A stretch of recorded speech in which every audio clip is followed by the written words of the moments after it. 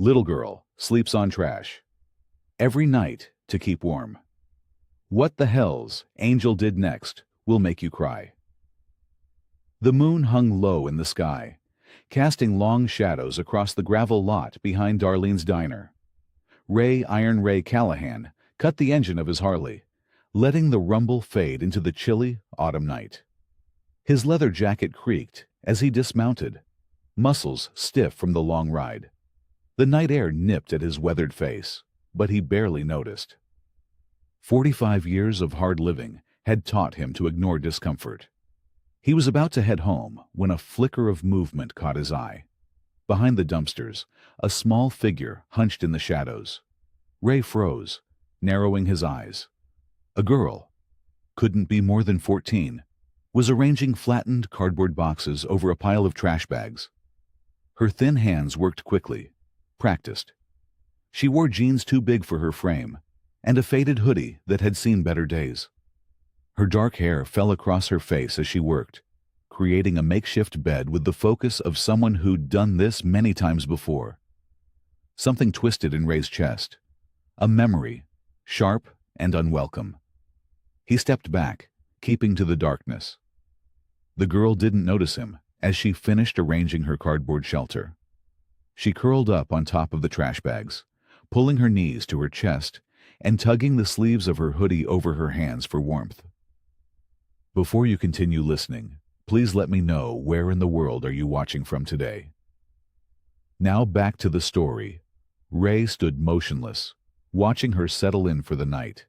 His calloused fingers found the pack of cigarettes in his pocket, but stopped short of pulling them out. He knew that look, the careful way she positioned herself to stay hidden from passing cars, the practiced movements of someone who'd learned to become invisible. 25 years ago, that had been him, a skinny kid with nowhere to go, sleeping behind gas stations and in empty lots. Ray glanced at the diner. The lights were still on inside, Darlene likely cleaning up after the day.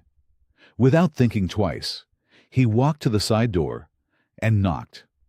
When Darlene answered, her eyes widened slightly at the sight of him. "Ray, thought you'd gone home already." "Need a burger to go," he said, voice gruff. "And coffee, black." Darlene gave him a curious look. He never ordered food this late, but nodded. "Give me 5 minutes." While waiting, Ray leaned against his bike, gaze drifting back to the cardboard nest. The girl hadn't moved, but he could see her shivering, even from this distance. When Darlene returned with a paper bag and a steaming cup, Ray paid her, adding an extra 20. "Keep it," he mumbled when she tried to make change. After Darlene went back inside, Ray waited until the kitchen lights dimmed. Then, moving silently for a big man, he approached the dumpsters. The girl's breathing had evened out, either asleep or pretending to be. He placed the burger and coffee within reach of her cardboard bed, careful not to make noise. For a moment, he stood there, looking down at her small form.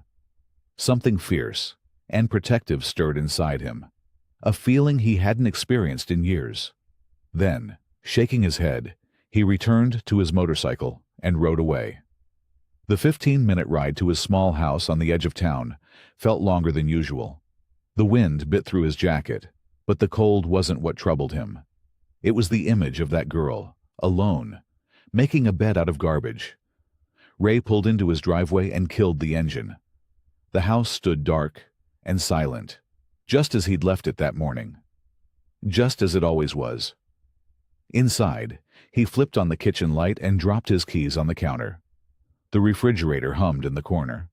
He opened it, stared blankly at its sparse contents, then closed it without taking anything. He wasn't hungry anymore. Ray sank into a chair at his kitchen table. The clock on the wall ticked loudly in the silence.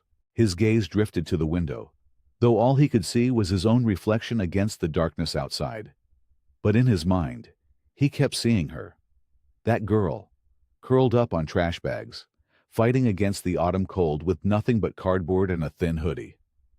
"Not your problem," he muttered to himself, rubbing a hand over his face. But he knew those words were a lie as soon as they left his mouth. He'd told himself the same thing years ago, watching other kids on the street, before he'd found his way to the club. Before he'd become Iron Ray, the man nobody messed with. Ray sat in the darkness, unable to eat, unable to sleep. The memory of his own hunger, his own cold nights, pressed against him like a physical weight. He knew with absolute certainty that he would return to the diner tomorrow night. The silent provider. Ray couldn't focus on the motorcycle engine in front of him. His hands, usually steady and sure, fumbled with the wrench. Twice he'd had to restart the same task, his mind wandering to the girl behind Darlene's diner. "You with us today, Callahan?" Marco, the shop owner, called from across the garage. Ray grunted, wiping grease from his hands. "Just didn't sleep much." "Must have been some party with the club last night," Marco chuckled. Ray didn't correct him. Better they think he'd been drinking than know he'd spent the night worrying about a homeless teenager. The Hells Angels patch on his leather vest meant something.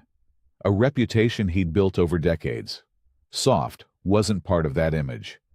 By noon, the restlessness got the better of him.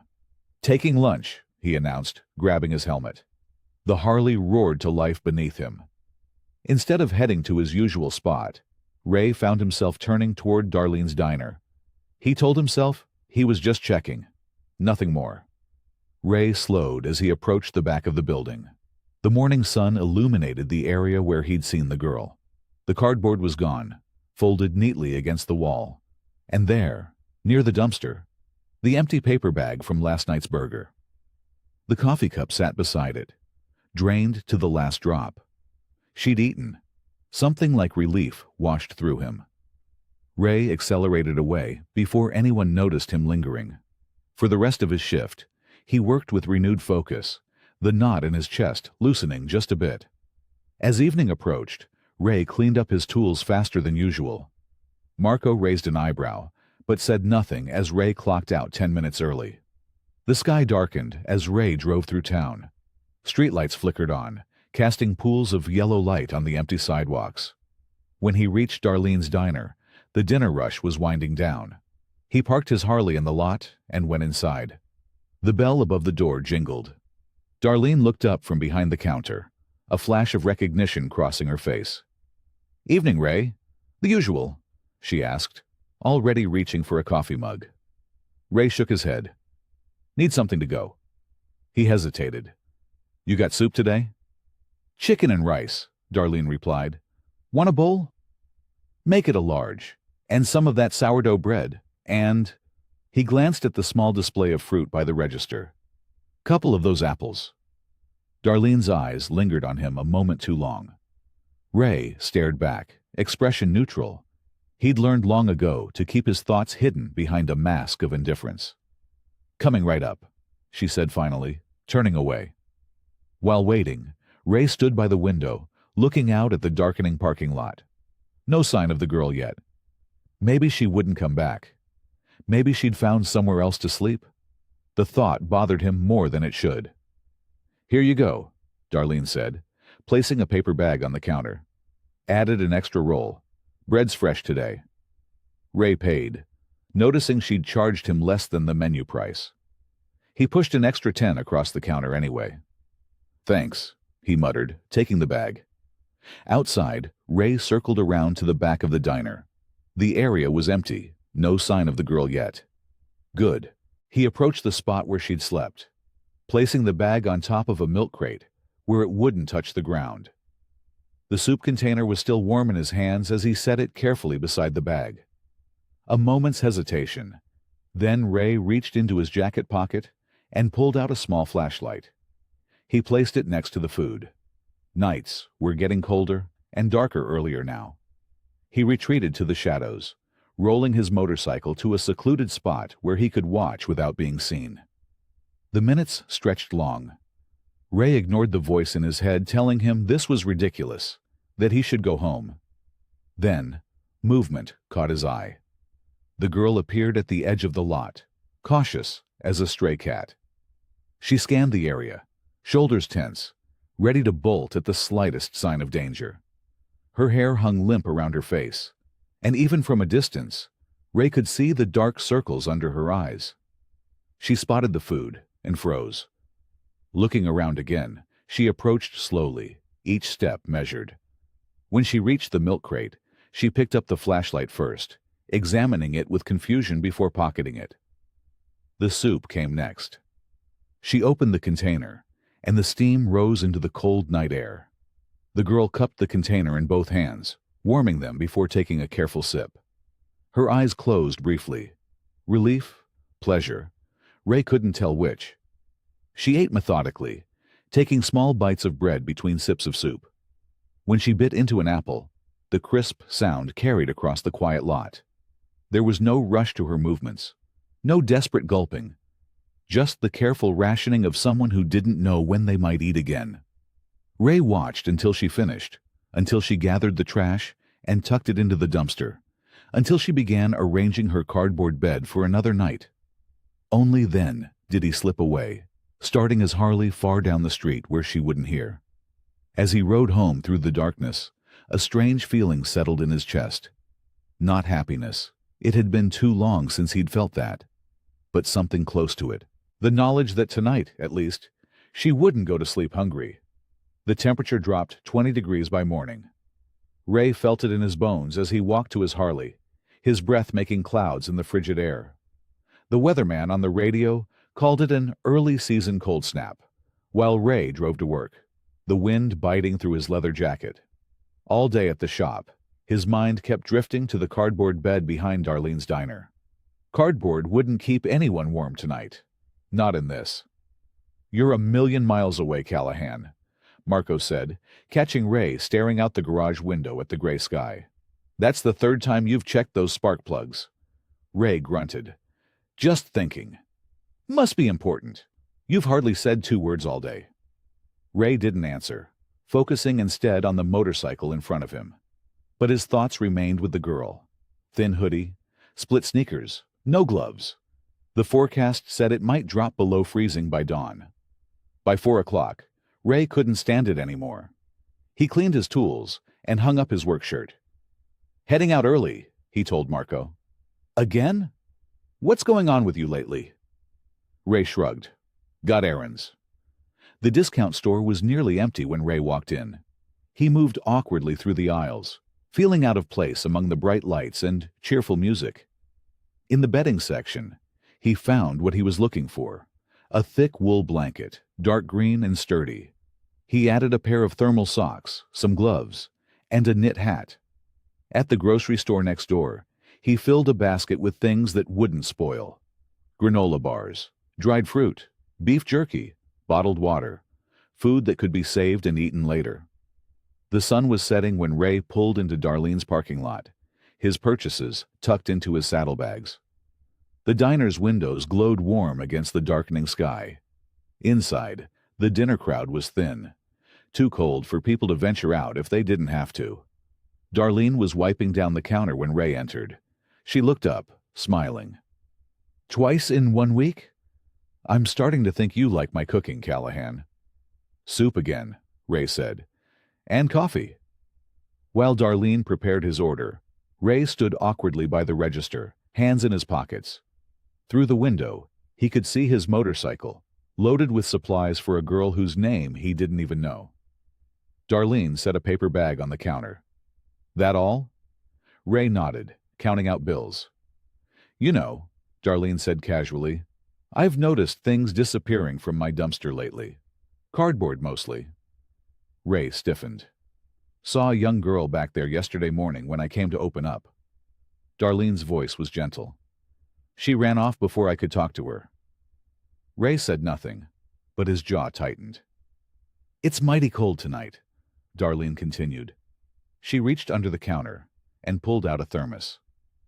"I made extra chicken soup. Thought maybe you could use it." Her eyes held his. "For whoever might need it." Ray stared at the thermos, then at Darlene.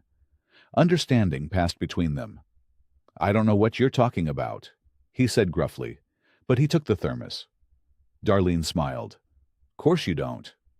She slipped an extra sandwich into his bag. Just be careful out there. Helping kids on the street, it can get complicated. Not helping anyone, Ray muttered. Just leaving food. Mm-hmm. Darlene wiped her hands on her apron. Well, whatever you're not doing, I'm glad someone's not doing it. Ray took the bag and headed for the door. Ray! Darlene called after him. When he turned, her face was serious. It's good. What you're doing? Outside, Ray circled to the back of the diner. No sign of the girl yet. He arranged his offerings carefully, the blanket folded neatly atop the milk crate, the thermos beside it, food and clothes tucked into a plastic bag to keep them dry. He added a note scrawled on the back of a receipt. Stay warm. Then, he retreated to his usual watching spot, hidden in the shadows. The temperature was dropping fast, the wind cutting through his jacket. If he was cold, how would she feel tonight? The minutes stretched long. Ray was about to leave when he spotted movement at the edge of the lot. The girl approached cautiously, same as always. When she saw the blanket, she froze, looking around suspiciously. Slowly, she reached out to touch it, as if expecting it to disappear.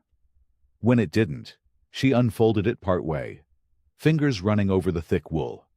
She found the bag of food, the thermos, the warm clothes. Her movements became urgent as she pulled on the socks, the gloves, the hat. Ray watched as she wrapped the blanket around her shoulders, her small frame swimming in its folds. Her face, half hidden under the knit hat, looked younger in the dim light. Just a child, really. She looked around again, peering into the darkness. Thank you, she said softly, her voice carrying in the still night air. Whoever you are. The words hit Ray like a physical blow. Something broke loose in his chest. A knot he hadn't known was there. To his shock, he felt wetness on his cheeks. Tears. He couldn't remember the last time he'd cried. In that moment, Ray knew this wasn't just about leaving food anymore. This wasn't a casual good deed to ease his conscience. This was something more, something that had grabbed hold of his heart and wouldn't let go. He wiped his eyes with a rough hand and slipped away, leaving the girl wrapped in warmth against the coming night. The next evening, Ray sat alone at the counter of Darlene's diner. Outside, the temperature hadn't risen much all day. The weather report warned of another freezing night ahead. Ray wrapped his calloused hands around a mug of black coffee, letting the warmth seep into his skin. The diner was nearly empty, just an elderly couple in the corner booth and a truck driver finishing his meal before hitting the road. Darlene refilled Ray's cup without asking. Third coffee in an hour, she said. Either you're planning to stay up all night, or you're working up the nerve for something. Ray grunted, staring into the dark liquid. That girl still sleeping out back? Darlene asked quietly, leaning against the counter. Ray looked up sharply. How'd you know? I've owned this place 15 years. Not much happens around here I don't notice. Darlene wiped her hands on her apron. She's been coming for almost 2 weeks now. Skinny little thing. Jumpy as a cat. Ray nodded, surprised at how relieved he felt to talk about it. Yeah, she's still there. You know, leaving food is good and all, Darlene said, but maybe it's time to do more than feed her from the shadows. What do you mean? I mean talk to her. Let her see who's helping her. Darlene's eyes were kind but firm. Mystery meals are one thing, but that child needs to know someone real cares if she's okay. Ray shifted uncomfortably. Don't want to scare her off. Look at me. He gestured to his leather vest, the tattoos visible on his arms. I'd terrify her. Darlene laughed softly. Ray Callahan, I've known you since you moved to this town. You look like you eat nails for breakfast, but that's not who you are. She leaned closer. Sometimes the people who look the scariest are the gentlest souls of all. Ray stared out the window, watching darkness settle over the parking lot. What if she runs? She might, Darlene admitted, but she's cold and hungry and alone. Sometimes just knowing someone sees you makes all the difference. She patted his hand. Trust me on this one. The last customers paid their bill and left. Darlene began turning chairs onto tables, a sign she was closing up. Ray stayed in his seat, thinking. If you're going to talk to her, Darlene said, might as well bring her something hot first. She disappeared into the kitchen and returned with 2 styrofoam containers. Meatloaf, mashed potatoes, green beans, still warm. Ray pulled out his wallet, but Darlene shook her head. This one's on me, she said. Just promise you'll be gentle with her. Poor thing's probably scared half to death out there. Ray took the containers, suddenly feeling nervous in a way he hadn't in years. Thanks, Darlene. She smiled. Good luck. The night air bit at Ray's face as he walked around to the back of the diner. His boots crunched on the gravel. The security light cast long shadows across the lot. He spotted her makeshift bed by the dumpster enclosure, the wool blanket from yesterday, folded neatly on top of cardboard, a small backpack beside it. He approached slowly, food containers in hand. Hello? He called softly. Brought you something to eat. A sudden movement from the shadows. The girl shot up from where she'd been sitting against the wall, clutching a broken broom handle like a weapon. Her eyes were wide, terrified. Ray stopped immediately, staying well back. It's okay, he said, keeping his voice low and even. I'm not going to hurt you. I'm the one who's been leaving the food. The girl didn't lower her makeshift weapon, but she didn't run either. Her gaze darted from Ray's face to the food containers, then back again. My name's Ray, he said. Ray Callahan. I work at the motorcycle shop over on Elm. He held up the containers. This is meatloaf. It's good. Darlene made it fresh today. The girl's knuckles were white around the broom handle. She looked ready to bolt at any second. Look, Ray said, setting one container on the ground.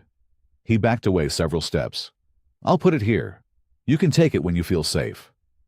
The girl watched him, suspicious, but also hungry. Ray could see her weighing her options. I know you're scared, he said quietly. But it's freezing out here. The food's hot. Might make you feel better. For a long moment, nobody moved. Then, slowly, the girl lowered the broom handle just a bit. Why are you helping me? Her voice was raspy, like she didn't use it often. Ray considered his answer carefully. Because somebody should. Her eyes narrowed, studying him.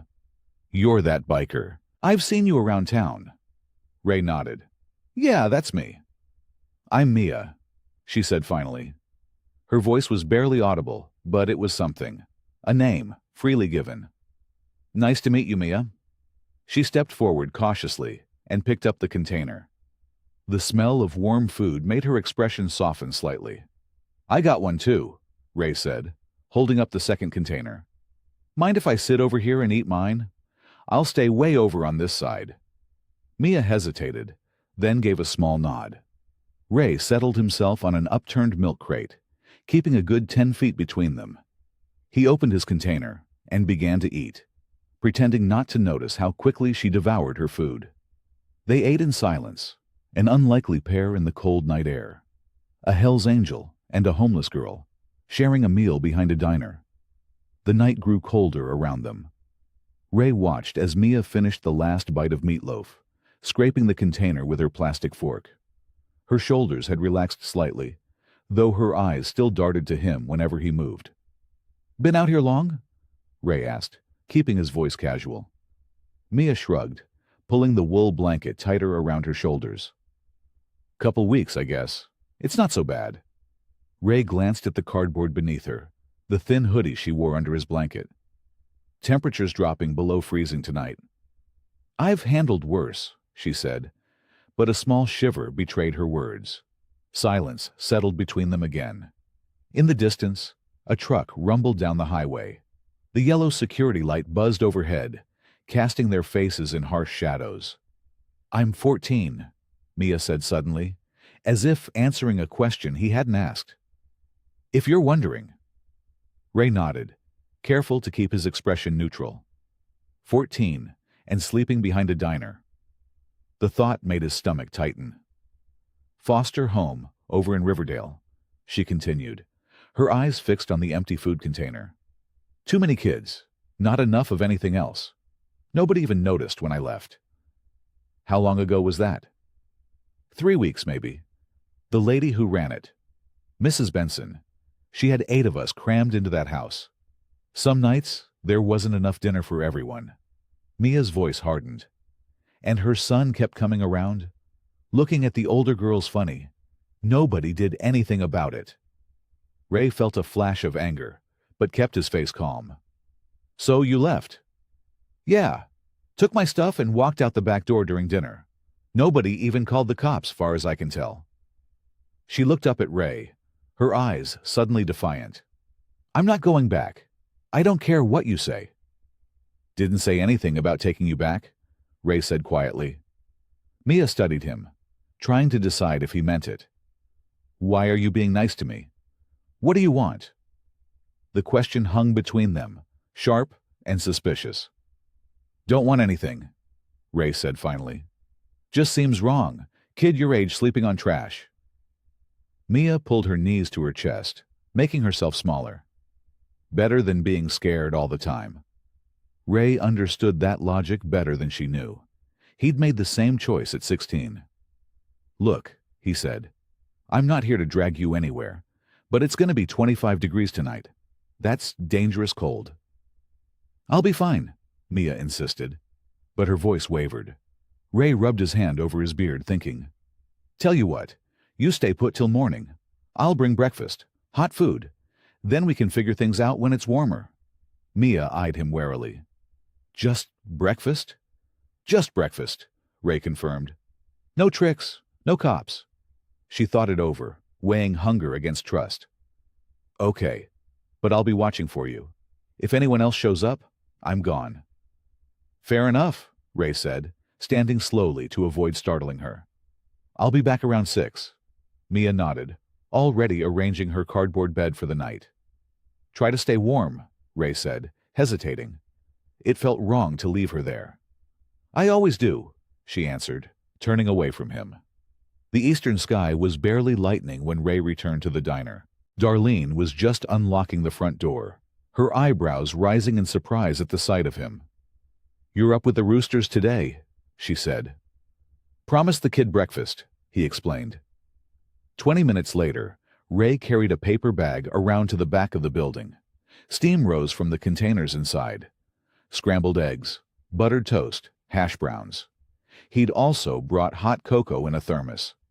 Mia was awake, sitting with her back against the wall, the blanket wrapped tightly around her. Her eyes were red-rimmed from poor sleep. She stiffened when she saw him, then relaxed slightly when she recognized his face. Brought breakfast, Ray said, setting the bag down where she could reach it. The smell of warm food drew her forward. She opened the containers and began eating immediately, barely pausing between bites. Ray waited, giving her space.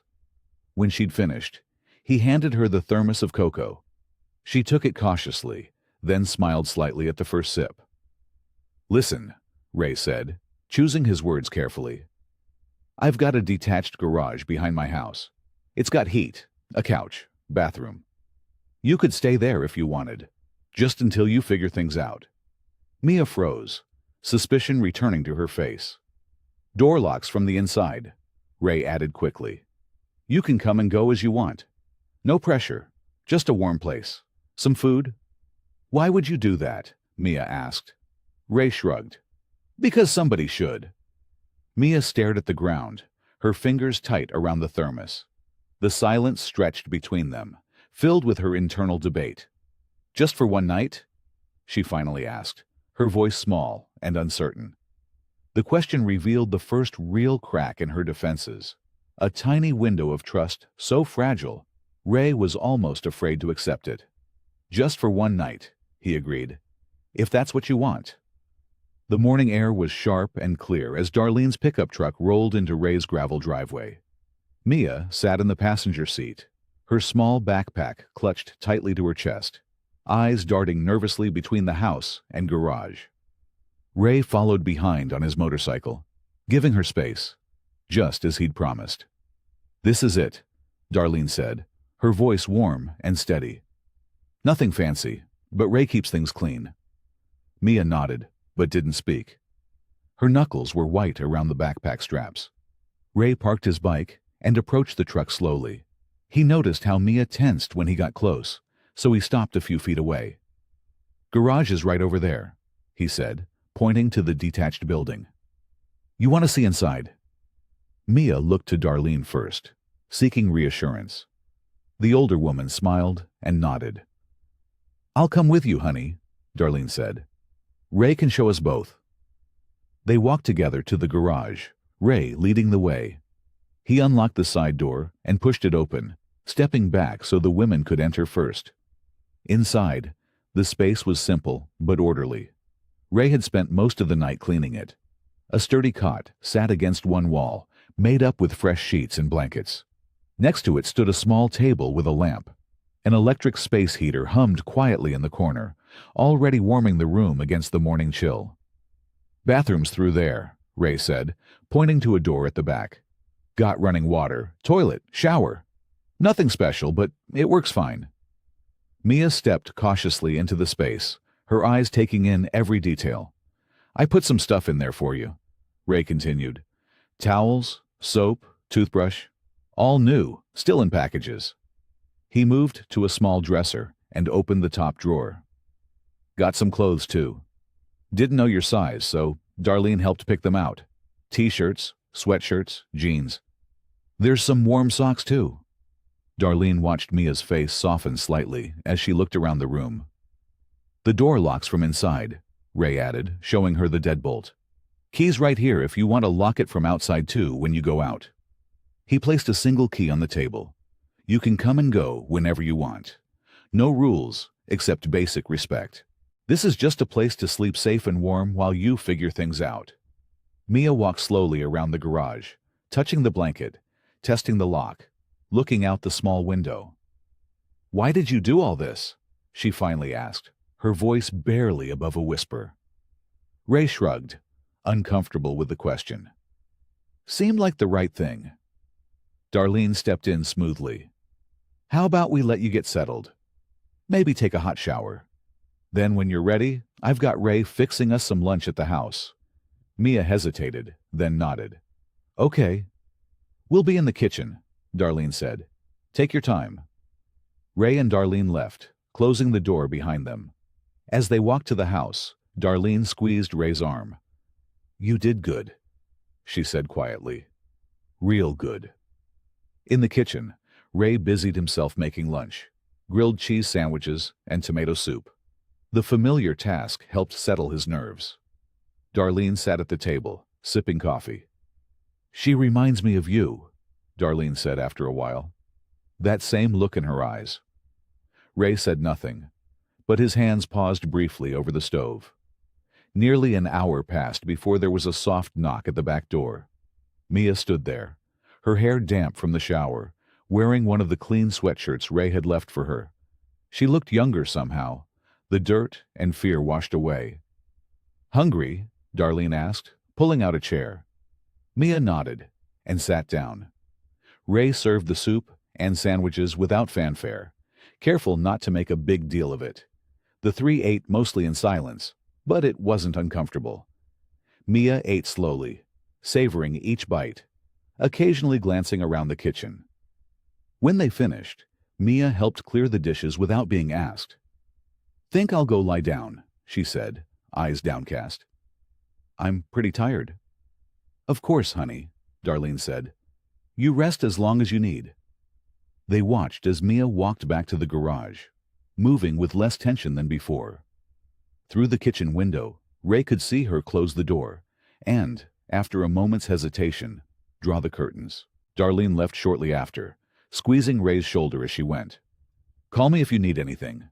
Anything at all." Ray stood at the window for a long time after she left. The afternoon light faded into early evening.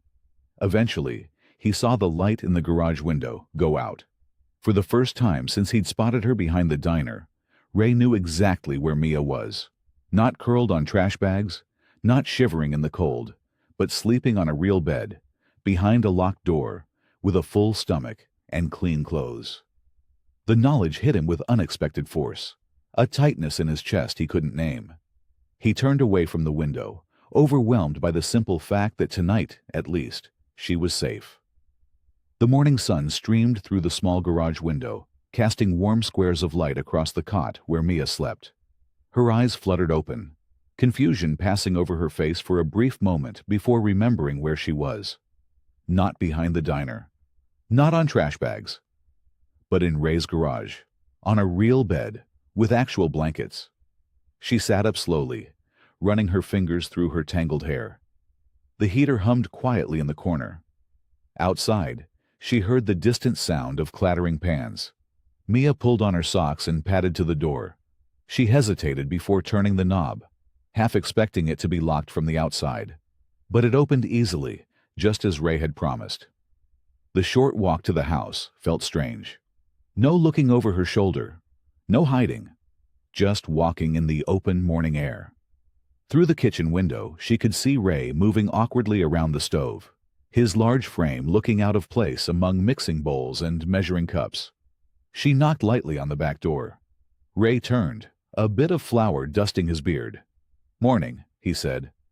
"Thought I'd try pancakes." The kitchen counter was a disaster. Eggshells scattered, batter splattered, and a thin haze of flour covering everything. In the middle of it all stood Ray, clutching a spatula like it might bite him. "You know how to cook?" Mia asked, stepping inside. "Eggs and sandwiches, yeah." Ray flipped a misshapen pancake that was burnt on one side and still liquid in the middle. "This is new territory." Mia watched as he attempted another flip, sending batter flying. The serious biker looked so completely out of his element that a small smile crept onto her face. "Want help?" she offered. Ray handed over the spatula, without argument. "Be my guest." Mia moved to the stove, adjusting the heat and testing the pan. "My third foster mom taught cooking classes," she explained, expertly pouring batter into perfect circles. She wasn't nice about much, but she knew food. Ray watched her work, impressed by her confidence. "Well, I know engines. Guess we all got something." When Darlene arrived 30 minutes later, she found them sitting at the table with plates of golden pancakes. Ray's attempt at telling a joke having just made Mia laugh out loud for the first time since they'd met. The sound seemed to surprise all three of them. "Looks like I'm late to the party," Darlene said, setting down a bag of groceries. While they ate, Ray explained his plan for the day. "Gotta work a few hours at the shop. Can't miss more shifts without questions." He pointed to a paper on the fridge. "That's my number at work, Darlene's cell, and the house phone. Front and back doors have deadbolts. Food's in the fridge and pantry. Help yourself." Mia nodded, trying not to show how much it meant that he was treating her like a person with choices. "I'll hang around today," Darlene added casually. "Thought maybe we could watch some TV, or I could show you how to make those cookies the diner sells. Up to you." After Ray left for work, Mia and Darlene settled into an easy rhythm. They baked cookies, watched an old movie, and sorted through the clothes Darlene had brought. It felt normal in a way Mia hadn't experienced in years. When Darlene stepped out to make a phone call, Mia wandered back to the garage. With daylight filling the space, she noticed details she'd missed the night before. The workbench was neat, tools organized by size. The floor had been recently swept. Curious, she opened one of the storage cabinets. Inside were motorcycle parts, neatly labeled. Another held winter gear and camping equipment. The bottom cabinet was different, filled with books and folders. Mia pulled one out, expecting motorcycle manuals. Instead, she found Foster Care Regulations, a complete guide. Next to it sat Legal Guardianship, Steps and Requirements, and a folder marked Night Classes, Fall Semester. Mia's hands trembled as she opened the folder. Inside were handwritten notes about child psychology, parenting skills, and legal procedures for becoming a guardian. Some pages had Ray's writing in the margins. Ask about teenage needs, and schedule home inspection. She sank to the floor, surrounded by evidence that Ray hadn't just offered her a temporary place to sleep. He'd been preparing for something much bigger. The sound of car doors closing outside made her look up. Through the garage window, she saw an official-looking sedan in the driveway. A woman in a business suit and a uniformed police officer were walking toward the house. Mia's heart sank. She knew exactly what that meant. The back door opened and Darlene called out, her voice strained. "Mia, honey, there are some people here who need to talk to you." Mr. Halverson stood in the center of Ray's living room, clipboard in hand. He was a tall man, with thinning hair, and glasses that magnified his critical gaze. His eyes darted from the motorcycle parts catalog on the coffee table to the Hells Angels vest hanging on a hook by the door. "Miss Thompson," he said, voice flat and official, "we need to discuss your current situation." Mia pressed herself against the wall, arms crossed tightly over her chest. The police officer lingered near the doorway, hand resting casually on his belt. "I'm not going," Mia said, her voice breaking. "Ray didn't do anything wrong. He helped me when nobody else cared." Mr. Halverson wrote something on his clipboard. "I understand you believe that, but Mr. Callahan has no legal right to house a minor without proper authorization." Ray stood with his hands visible at his sides, jaw clenched so tight, a muscle twitched beneath his beard. The patch on his vest and the tattoos on his arms seemed to glow under Mr. Halverson's disapproving stare. "She was sleeping on trash behind a diner," Ray said, keeping his voice level despite the anger building in his chest. "Nobody was looking for her." "That's not entirely accurate," Mr. Halverson replied. "A report was filed 3 days ago when Mia didn't return to her foster placement."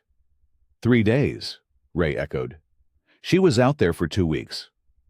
Mr. Halverson adjusted his glasses.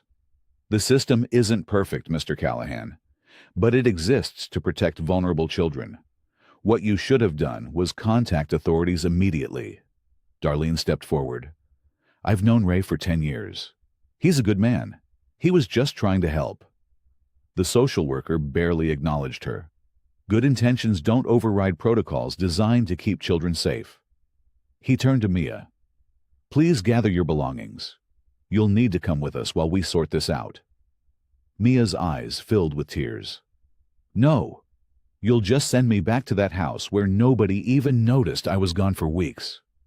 Ray took a deep breath, forcing down the urge to throw the social worker out of his house. Instead, he asked the question that mattered. "What do I need to do, legally, to help Mia?" Mr. Halverson seemed surprised by the direct question. He studied Ray's face, perhaps seeing something beyond the rough exterior for the first time. "You would need to apply to become a certified foster parent. It's a lengthy process involving background checks, home studies, training classes." "I'm already taking the classes," Ray interrupted. He gestured toward the garage. "I have the books, the paperwork. I started before I even met Mia." This information caused Mr. Halverson to pause. "That's unexpected. But it doesn't change the immediate situation. Mia needs to come with us today." Ray nodded slowly, unclenching his fists. "Can I have a minute with her?" "Before you go." Mr. Halverson hesitated, then nodded. 5 minutes. Officer Davis will wait outside." When the adult stepped out, Ray knelt down to meet Mia's eyes. She was trembling, fighting back tears. "Listen to me," Ray said quietly. "I know you're scared, but I need you to be brave right now." "They'll just dump me somewhere else," Mia whispered. "Somewhere worse." Ray shook his head. "Not for long. I started those classes because I wanted to be ready if someone needed me. Now that's you." "They won't let someone like you have me," Mia said, looking at his tattoos. Ray managed a small smile. "Maybe not the old me, but I'm changing, remember? Those books weren't for show." He reached for the wool blanket, folded on the couch, and wrapped it around her shoulders, then handed her the gloves she'd left on the table. "Take these. When you feel alone, remember I gave them to you, and I don't give up on what's mine." Mr. Halverson returned, checking his watch. "It's time, Mia." Ray walked her to the county car, ignoring the wary looks from the officer. As Mia climbed into the back seat, clutching the blanket around her like armor, she looked back at Ray through the window. Ray placed his palm against the glass. "You are not alone," he said clearly, making sure she could read his lips. "I am coming for you. That's a promise." The car pulled away, leaving Ray standing in the driveway, fists clenched at his sides, already planning his next move. Ray sat hunched over a mug of black coffee in Darlene's empty diner. The clock on the wall read 4:37 a.m. Outside, the sky remained dark, matching his mood. His large hands, scarred from years of motorcycle repairs, wrapped tightly around the ceramic mug, as if holding on for dear life. Darlene moved quietly behind the counter, wiping surfaces that were already clean. The diner wouldn't officially open for another 2 hours, but she'd called Ray after he left his third voicemail, telling him to come over before he drove himself crazy. "You're going to crack that mug if you squeeze any harder," Darlene said, sliding onto the stool across from him. Ray loosened his grip but kept staring into the dark liquid. "I should have known better. Should have reported finding her right away." "And then what?" Darlene asked, her voice gentle but firm. "She would have been back in the system that failed her even sooner. You gave her something she needed, someone who saw her." Ray finally looked up, his eyes bloodshot from lack of sleep. "For all the good that did. You should have seen her face when they took her, Darlene. Like she knew I'd fail her. Like everyone always does." Darlene reached across and placed her weathered hand on his arm. "Then go prove it." "Prove what?" "That you're different. That you mean what you say." She squeezed his arm. "You promised that girl she wasn't alone. So what are you doing sitting here feeling sorry for yourself?" Ray's jaw tightened. "I'm a Hell's Angel with a record. They took one look at me and decided." "So change what they see," Darlene said, standing up to pour herself coffee. "You've been taking those classes for months. You've got those books. Use them." Ray rubbed his hand across his beard. "The system's stacked against guys like me." "Maybe," Darlene nodded, "but that girl is worth fighting for, isn't she?" Something shifted in Ray's eyes, a flicker of determination replacing the despair. "Yeah, she is," Darlene smiled. "Then stop talking about what you can't do, and start doing what you can." She pulled a small notebook from her apron pocket. "I made some calls last night. My cousin works in the clerk's office at the courthouse. The county child services office opens at 8. Ray straightened his shoulders. "What do I need to bring?" "Everything you've got that shows you're serious. Those class certificates, pay stubs, rental agreement. Anything that makes you look stable and responsible." Ray nodded slowly, his mind already sorting through his files at home. "I'm not giving up on her, Darlene." "I know that," she said, refilling his coffee. "Now make sure everybody else knows it too." She hesitated, then added, "Starting with your appearance. No offense, honey, but you might want to leave the club vest at home for this one." For the first time since Mia was taken, Ray's mouth twitched in what might have been a smile. "You saying I need to clean up?" "I'm saying first impressions matter when you're fighting the system." Darlene's eyes were kind, but serious. "You can be yourself, and still put your best foot forward." Ray drained his coffee and stood up. "I'll be back in a few hours. Need to get some papers together." Darlene walked him to the door. "Whatever you need. Character reference. Someone to vouch for you. I'm here." Ray paused at the door. "Why are you helping me?" Darlene's face softened. "Because 30 years ago, I was that girl sleeping behind a diner. And somebody saw me too." She patted his arm. "Now go get cleaned up. You've got a fight ahead." 3 hours later, Ray walked through the glass doors of the County Child Services building. He'd trimmed his beard, traded his leather for a clean flannel shirt, and carried a manila folder thick with documents. His motorcycle boot still gave him away, but there was only so much change a man could make in one morning. The receptionist looked up warily as he approached. "Can I help you?" I need to see Mr. Halverson, Ray said, his voice steady. About Mia Thompson. 20 minutes later, he sat across from Halverson in a small office lined with filing cabinets. The social worker looked tired, flipping through a folder with Mia's name on it. Mr. Callahan, I understand your concern, but the fostering process is extensive. Background checks, home inspections, parenting classes, reference letters. It takes most applicants 6 to 12 months to qualify. Ray set his manila folder on the desk. I started taking the classes 3 months ago. Halverson looked up, surprise evident on his face. Before you met Mia? I was a homeless kid once, Ray said simply. Figured maybe someday I could help someone else. Halverson's professional mask slipped momentarily. That's commendable. But classes are just the beginning. Ray opened the folder and laid out 3 certificates. Parenting teens, trauma-informed care, understanding the foster system. He placed his bank statements and pay stubs beside them. I've owned my home for 8 years. Same job for 12. Halverson picked up the certificates, examining them with growing interest. He glanced at Ray with new eyes, then back to the documents. This is unusual, Mr. Callahan, he admitted. Most people don't come this prepared. I'm not most people, Ray said, and Mia isn't just any kid to me. Halverson set down the papers and folded his hands. You've completed some important prerequisites. That's a good start. He reached for a form in his desk drawer. I'll need you to fill out this official application today.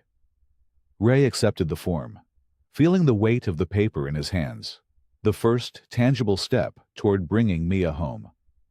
The county van pulled up to a 3-story brick building with narrow windows and a fenced yard. Mia stared through the window, clutching her small bag of belongings to her chest. The sign read, Oak Ridge Youth Center, but the wire mesh over the windows made it look more like a prison than a home. Mr. Halverson turned in the driver's seat. This is temporary, Mia. Just until we sort things out. Mia said nothing, her face blank.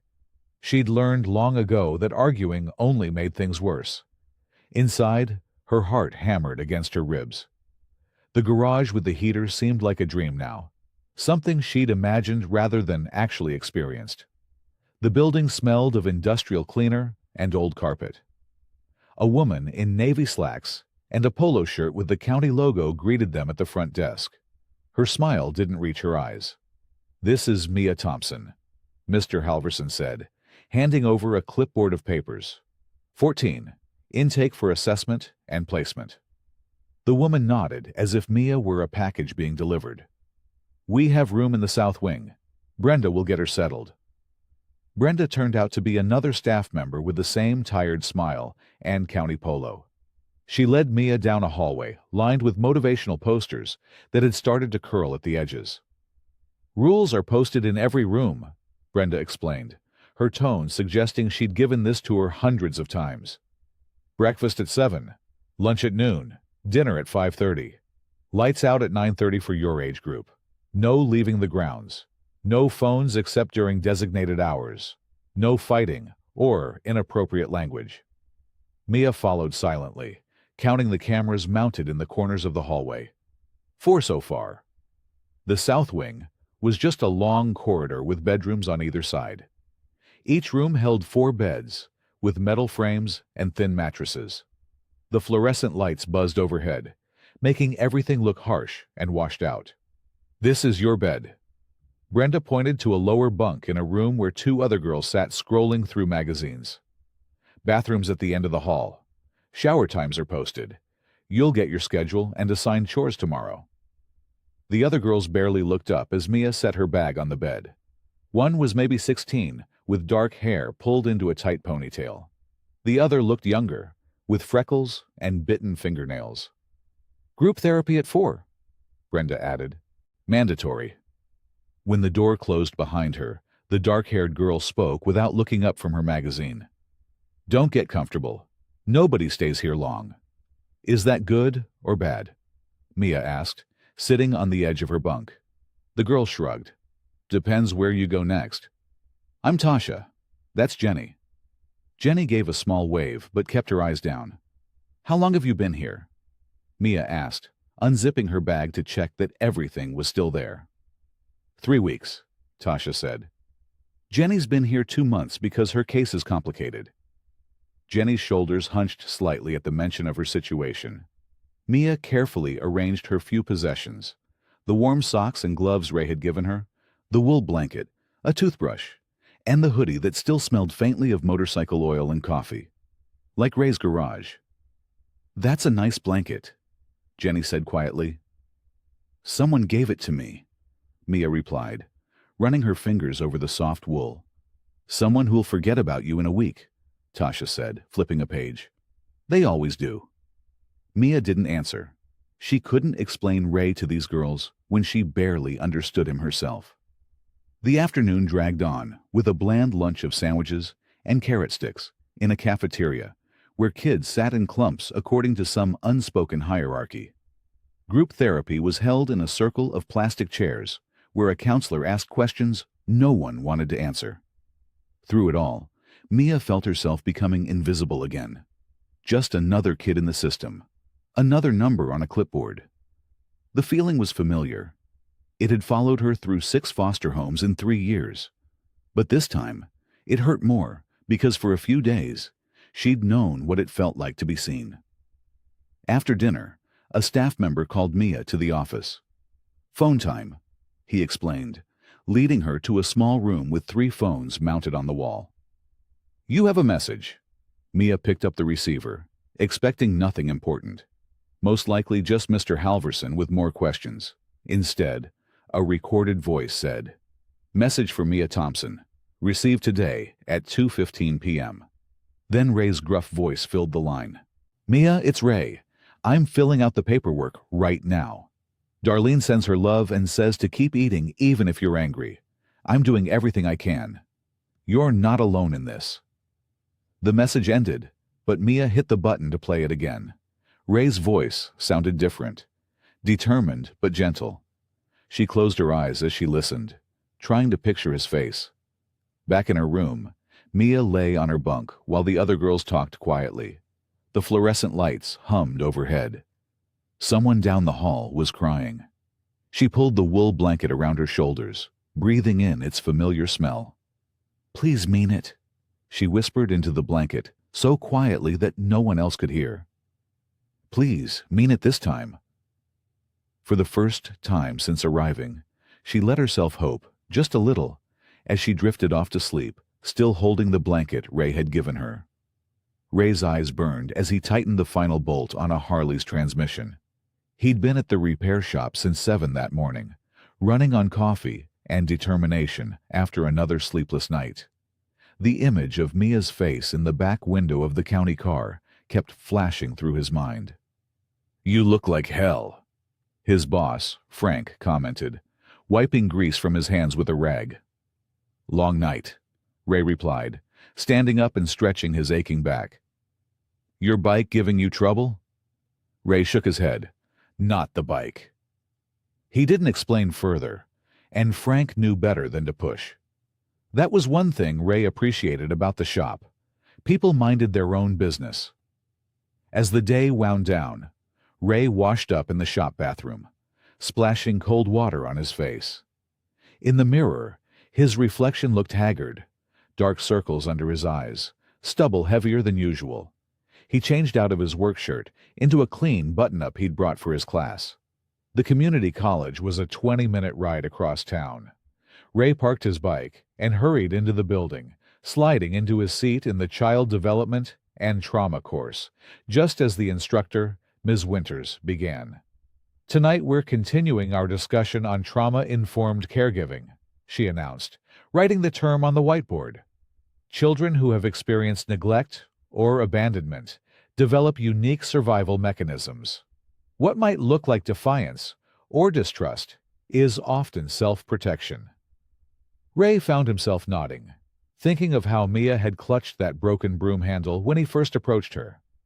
These children need consistent, reliable support, Ms. Winters continued.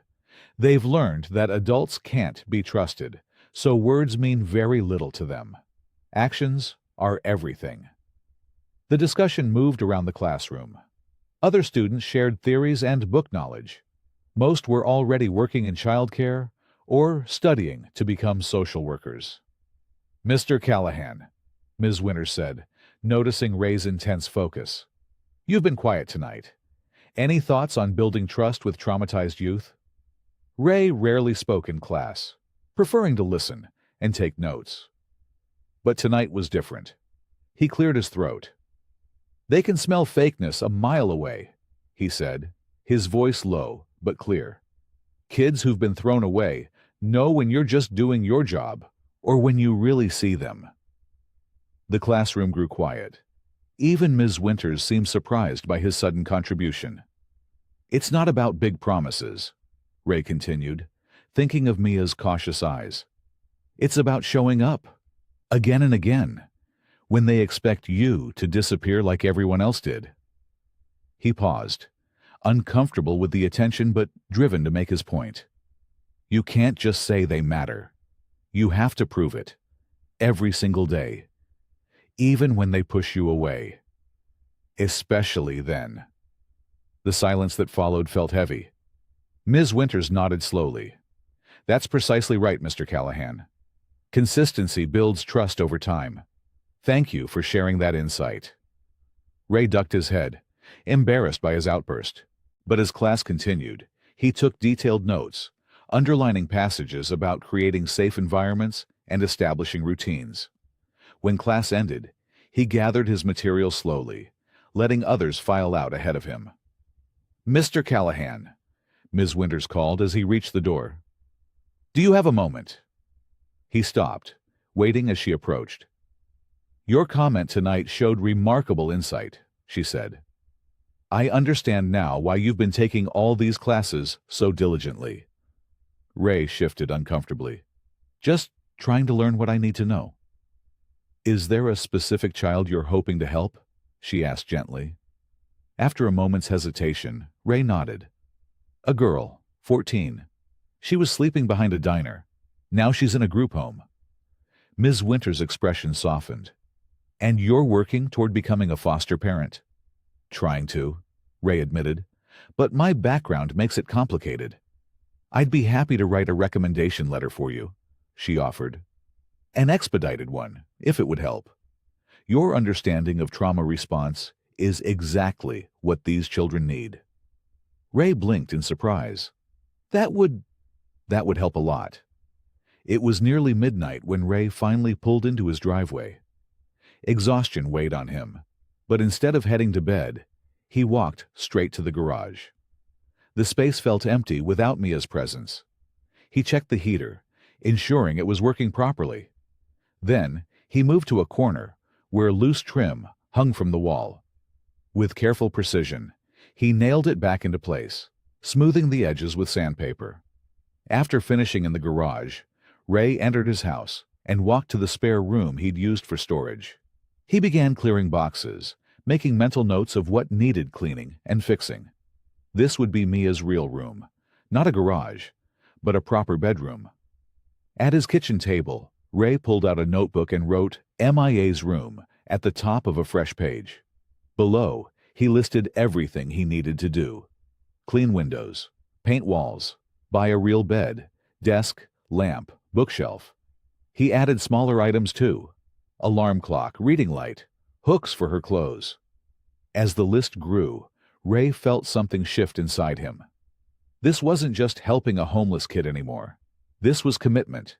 This was saying, "I choose you. I will keep showing up." He underlined Mia's name at the top of the page 3 times, his handwriting firm and steady despite his exhaustion. Ray's hands gripped the steering wheel as he pulled into the group home parking lot. He was 30 minutes early for his supervised visit with Mia.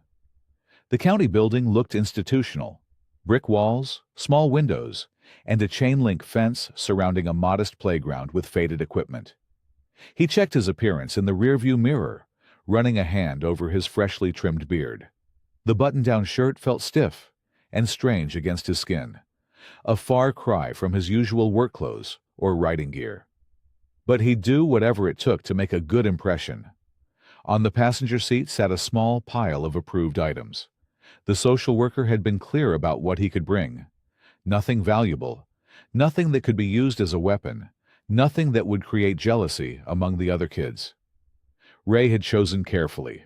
Warm socks, packaged snacks that wouldn't spoil, colorful hair ties Darlene had picked out, and a paperback adventure novel that looked like something a 14-year-old might enjoy. Ray gathered the items into a paper bag and walked to the entrance. His heavy boots seemed too loud on the linoleum floor as a staff member led him to a small visiting room with a table and 4 chairs.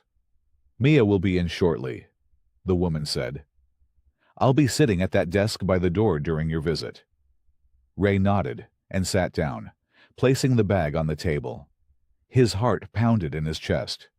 What if Mia refused to see him? What if she had already decided he was like every other adult who had failed her? The door opened, and Mia stepped into the room. Her hair was pulled back in a messy ponytail, and she wore the same clothes she'd had on when they took her away. The dark circles under her eyes told Ray she wasn't sleeping well. "Hey," he said softly. Mia stood just inside the doorway, arms crossed tightly over her chest. Her eyes flickered to the bag on the table, then back to Ray's face. "Why didn't you stop them?" she asked, her voice barely above a whisper. The hurt in her words hung in the air between them. "Come sit," Ray said, gesturing to the chair across from him. Mia hesitated, then slowly made her way to the table. She sat down, but kept her arms crossed, a shield against disappointment. "You just let them take me," she continued, staring at the table. "You didn't even try to stop them." Ray took a deep breath. "If I had tried to stop them, if I'd fought, or argued, or done anything that looked threatening, I would have lost any chance of helping you legally." Mia looked up at him then, her eyes sharp with doubt. "I know it felt like I was giving up," Ray continued. "But fighting would have been the easy way out. It would have made me feel better for a minute, but it would have hurt you in the long run." "So, what are you doing now?" Mia asked. "Just visiting once to make yourself feel better?" Ray shook his head and leaned forward. "I'm doing everything. I'm taking night classes on foster care. I've filled out all the paperwork to become a licensed foster parent. I had a home inspection yesterday." Mia's eyes widened slightly at this. "I've got references from my boss, from Darlene, and from my instructor at the community college. I've opened up my financial records and criminal history. I'm not hiding anything from them." Ray pushed the paper bag toward her. "These are from me and Darlene. Nothing fancy, just some things you might need." Mia cautiously opened the bag, peering inside. She pulled out the paperback book and flipped through it. "I don't know if it's any good," Ray admitted. "The lady at the bookstore said it was popular." A ghost of a smile crossed Mia's face as she set the book down. "Thanks." "One can't promise miracles," Ray said quietly. "I can't tell you it'll be fast or easy, but I can promise I'm doing everything possible to bring you back. Every single day." Mia was silent for a long moment, running her fingers over the book's cover. "Does the heater in the garage still work?" she finally asked, her voice small. Ray felt something tight in his chest, loosen at her words. "Yeah," he said. "The heater works. Everything's still there, exactly how you left it. You didn't pack it all up?" "No," Ray said firmly. "I didn't pack anything up. That space is yours for as long as you want it." The soft glow of the Hell's Angel clubhouse lights cut through the evening darkness as Ray pulled his motorcycle into the crowded lot. Bikes lined up in neat rows, chrome gleaming under the outdoor lamps. He'd changed back into his riding gear after seeing Mia. Leather vest over a black t-shirt, worn jeans, and boots that had seen thousands of miles. Ray took a deep breath before heading inside. He couldn't miss tonight's gathering. The chapter president had made attendance mandatory, and Ray had already stretched the boundaries of his club obligations since Mia came into his life. Some commitments couldn't be ignored, not if he wanted to maintain the respect he'd built over years.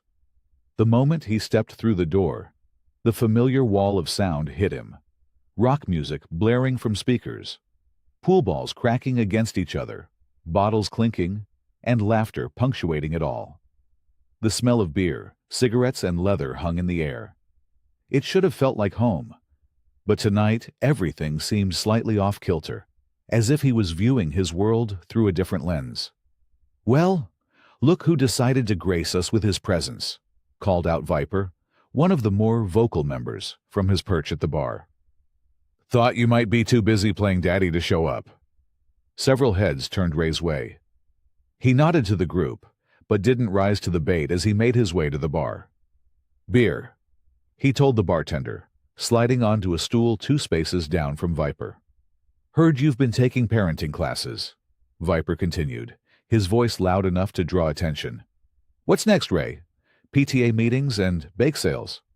A few chuckles rippled through the nearby crowd. Ray took a slow sip of his beer, letting the cold liquid wash down his throat. "Something funny about keeping a kid off the streets?" Ray asked quietly, his eyes steady on the bottles behind the bar. "Just never figured you for the type to beg the system for permission to do anything." Another member called Shark chimed in. "Since when do we ask cops and social workers for approval?" Ray turned on his stool to face the room. Several brothers were watching now, curious about how he'd respond. "Since a girl's life depends on doing things right," Ray said firmly, "this isn't about me." "Sounds like somebody's gone soft." Viper laughed, draining his beer. "Next thing we know, you'll be trading in your bike for a minivan." The laughter grew louder. Ray set his beer down and stood up. The room quieted as he walked over to Viper. "You think it's soft to help a kid sleeping on trash bags behind a diner?" Ray's voice was calm, but carried across the now hushed room. "You think it's tough to look the other way?" Viper shifted in his seat. "Just saying it's not exactly club business to be kissing up to the system." "Didn't know the club stood against keeping children safe," Ray replied. "Must have missed that part of the code." The chapter president, a burly man known as Bear, stepped forward from the back of the room. "Nobody's saying that, Ray.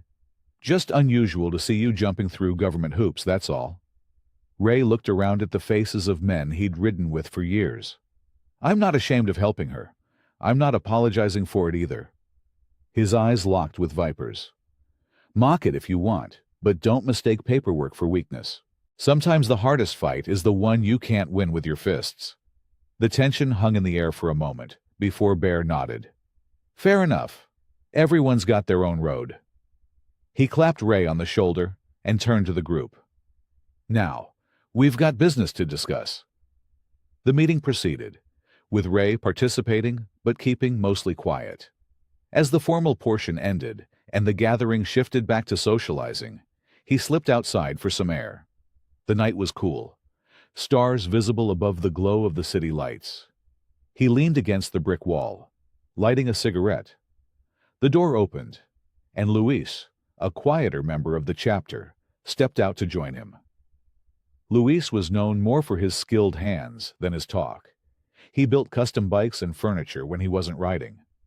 "Those guys don't get it," Luis said, pulling out his own cigarette. "But I do." Ray glanced over at him. "Yeah?" Luis nodded. "My sister was in foster care for a while when we were kids. System's broken." They stood in silence for a moment, smoke curling up into the night air.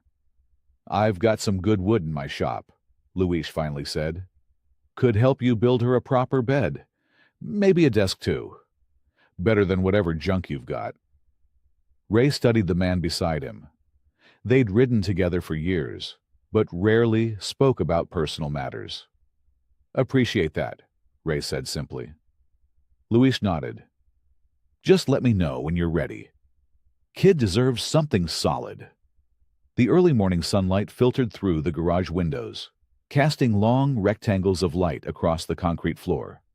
Ray had been up since dawn, clearing out the last of his tools and equipment to make room for what would come next. He'd swept the floors twice already and wiped down every surface, but something still felt incomplete. "You trying to wear a hole in that broom?" Luis asked, appearing in the doorway with a cardboard tray of coffee cups. Ray stopped mid-sweep and leaned on the broom handle. Just want it clean." "It's clean," Luis assured him, stepping inside. He handed Ray a steaming cup. "But it still looks like a garage pretending to be a bedroom." Ray nodded, taking a sip of the black coffee. "That's what bothers me. She deserves better than pretend." The crunch of tires on gravel announced another arrival. Darlene's old pickup pulled in beside the garage, and she emerged carrying bags of supplies and a rolled-up quilt tucked under one arm. "Morning, boys," she called, her face bright despite the early hour. "Hope you're ready to work because I've got everything we need to make this place shine." Within minutes, the three of them formed a working circle in the garage. Darlene unpacked cans of soft yellow paint, brushes, rollers, curtain rods, and a set of cream-colored curtains. Luis began assembling the wooden bed frame he'd brought in pieces, his large hands moving with surprising grace around the joints and corners. "Never thought I'd see the day," Darlene said, pouring paint into a tray. "Iron Ray hanging curtains." "First time for everything," Ray muttered, but there was no bite to his words. As they worked, the space began its transformation. The stark white walls disappeared under coats of buttery yellow. Luis finished the bed frame and moved on to a simple desk he'd crafted from reclaimed wood. Ray hung the curtain, rods and curtains with careful precision, measuring twice before drilling each hole. "You know," Darlene said during a break, while they sat on paint buckets drinking coffee, "this place already has more love in it than most fully furnished homes I've seen." Ray looked around at their progress. "Still just a garage." "Nah," Luis shook his head. "It's becoming something else now. You can feel it." Darlene nodded toward Ray. "Why is this so important to you? And don't give me that gruff, 'somebody had to do something' line." Ray stared into his coffee cup for a long moment. The question hung in the air between them. "I slept under a highway overpass when I was 15, he finally said, his voice low and steady. "Not for a night or two, for months." Luis and Darlene went still, listening. "Nobody looked for me," Ray continued. "Or if they did, they didn't look hard. You start to believe you're invisible. That maybe you should be." He set his cup down on the floor and stood up, moving to adjust a corner of the curtain that didn't hang quite right.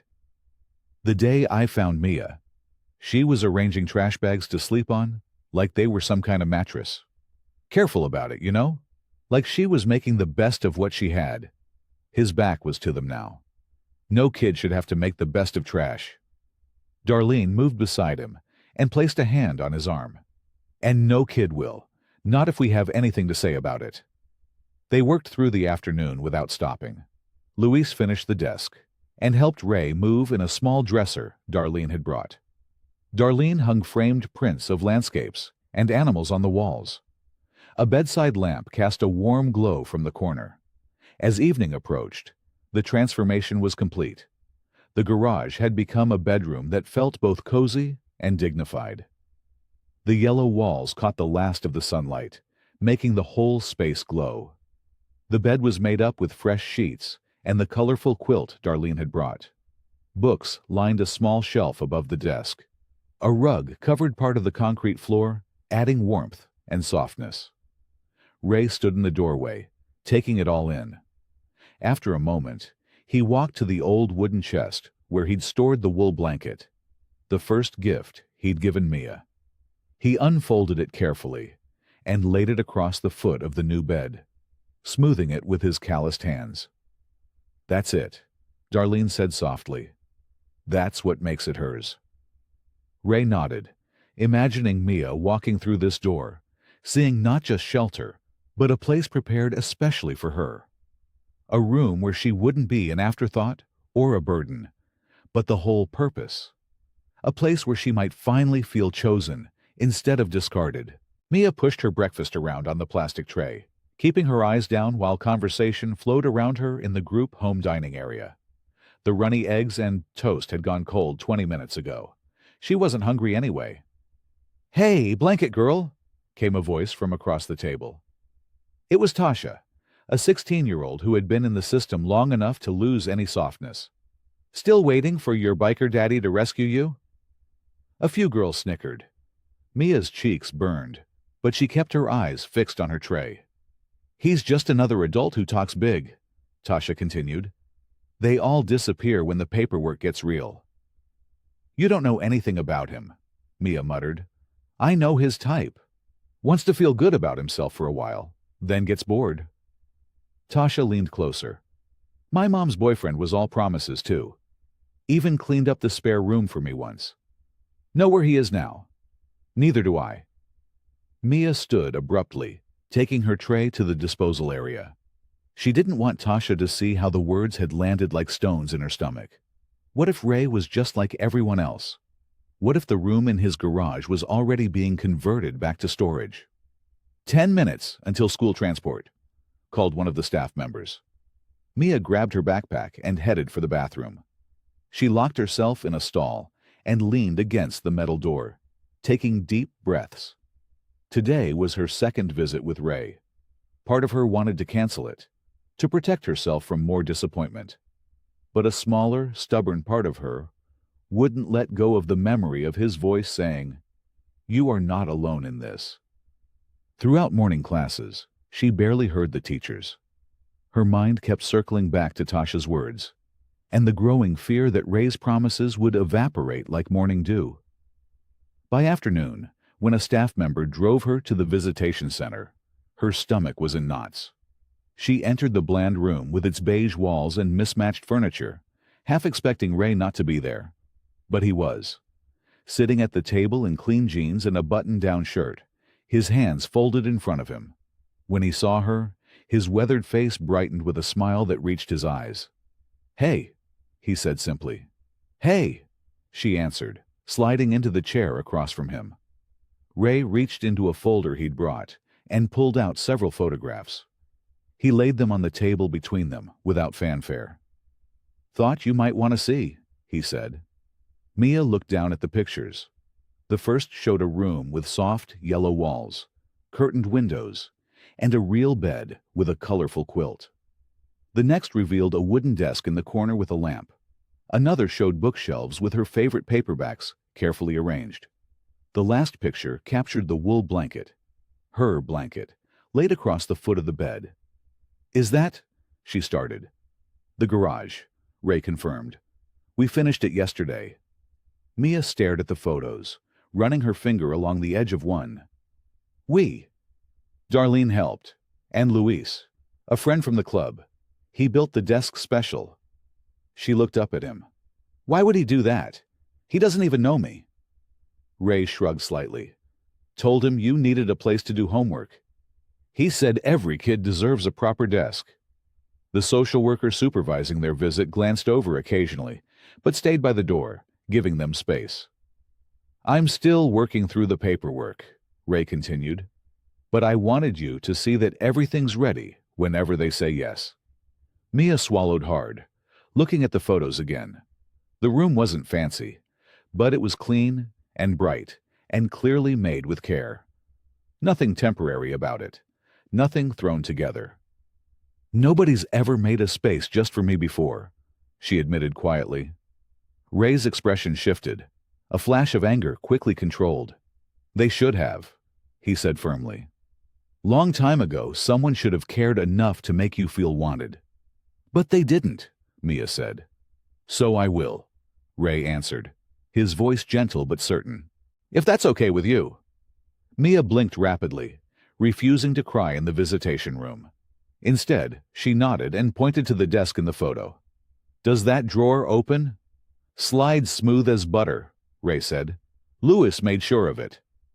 For the rest of the visit, they talked about small, practical things. How she was doing in school, what books she might want to add to the shelf, whether the yellow walls were too bright. But underneath the ordinary conversation flowed something extraordinary. The quiet current of two people allowing themselves to imagine becoming family. When the social worker announced their time was ending, Mia carefully gathered the photos. "Can I keep these?" she asked. Ray nodded. "They're yours, just like the room is." As she left, Mia tucked the pictures into her notebook where Tasha and the others wouldn't see them. But they weren't secrets to be hidden. They were promises made visible. And for the first time in years, Mia let herself believe that promises could be kept. The county administrative building loomed gray and institutional against the morning sky. Ray adjusted his tie, borrowed from Luis, who insisted it would help, and checked the leather portfolio containing all his documentation. He had spent half the night organizing everything: completion certificates from parenting classes, character references from Darlene and his employer, 6 months of income statements from the motorcycle shop, and photos of the renovated garage bedroom. Ray had even shaved carefully that morning, his face looking oddly vulnerable without the usual stubble. The crisp white shirt felt stiff against his neck, but he would endure far worse discomfort for Mia's sake. "Mr. Callahan?" the receptionist called. "They're ready for you in conference room 3. Ray nodded, gathered his materials, and walked down the hallway with measured steps. His boots, polished to a shine he hadn't bothered with in years, echoed against the linoleum. The conference room contained an oval table where 3 people sat waiting. Mr. Halverson, whom Ray recognized from before, a woman in a gray suit, introduced as Ms. Winters, from the legal department, and an older man with thinning hair and a permanent frown named Mr. Garner, who headed the placement review committee. "Please have a seat, Mr. Callahan," Halverson said, his tone noticeably more professional than during their first encounter. "We appreciate your promptness." Ray sat across from them, placing his portfolio on the table. "Thank you for meeting with me," he said, keeping his voice even. "I've brought everything you requested." For the next 40 minutes, Ray presented his case with a quiet dignity that surprised even Halverson. He showed his class certificates, explained his income stability, and described the modifications to his home to make it suitable for a 14-year-old girl. He answered questions directly and honestly, never raising his voice or showing frustration when asked to repeat information. When he opened his folder to the photographs of Mia's room, Ms. Winters leaned forward with genuine interest. "You did all this work already?" she asked. "Yes, ma'am," Ray replied. "Wanted to be ready when Mia comes home." Mr. Halverson made a note on his pad. "Your preparation is impressive, Mr. Callahan. I'll acknowledge that." For a moment, Ray felt a flicker of hope. Then, Mr. Garner cleared his throat and pulled out another file. "Mr. Callahan, I have some concerns about your background check," he said, adjusting his glasses. "There's a dismissed arrest from 8 years ago involving an altercation outside a bar." Ray nodded slowly. "Bar fight. Other guy threw the first punch. Charges were dropped because security footage showed I was defending myself. Nevertheless," Garner continued, "combined with your current affiliation with the Hells Angels Motorcycle Club, it raises questions about the environment you would provide for a vulnerable minor." "My club membership doesn't define who I am at home," Ray said carefully. "I've never brought club business to my property, and I never will." Ms. Winters interjected. "While the arrest was dismissed, Mr. Garner raises valid concerns about association. The Hells Angels have a documented history with law enforcement." Ray felt his chest tighten, but kept his expression neutral. "I understand your concerns, but I'm asking you to judge me on who I am now and what I've done to prepare for Mia, not on stereotypes about bikers." Halverson, who had remained quiet during this exchange, finally spoke. "Mr. Callahan has completed all required coursework, and his home inspection passed preliminary review. The reference from his employer of 12 years is particularly strong." "I appreciate that," Garner said, closing the file. "But given the complexity of this case, I believe we need additional time for review before making a final placement decision." Ray's heart sank. "How much time?" The 3 officials exchanged glances before Halverson answered. "The committee meets again in 3 weeks." 3 weeks, Ray repeated, his composure slipping for the first time. "What happens to Mia until then?" Ms. Winters shifted uncomfortably in her seat.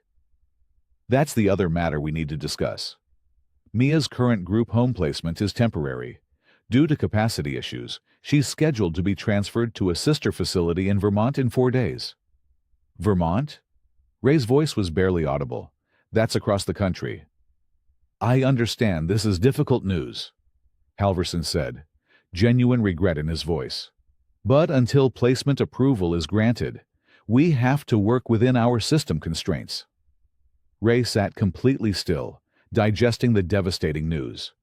Everything he had worked for, everything he had promised Mia, was slipping away because of paperwork and prejudice. Can I at least see her before she's transferred? He asked finally. Of course, Halverson said. We can arrange a visit tomorrow. As the meeting concluded, Ray gathered his materials with hands that weren't quite steady. He thanked them mechanically for their time and walked out into the hallway. Only when he reached his motorcycle in the parking lot did he allow himself a moment of raw emotion, pressing his forehead against the cool metal of his bike. 4 days. They had 4 days before Mia would be sent across the country, away from the only person who had ever fought to keep her.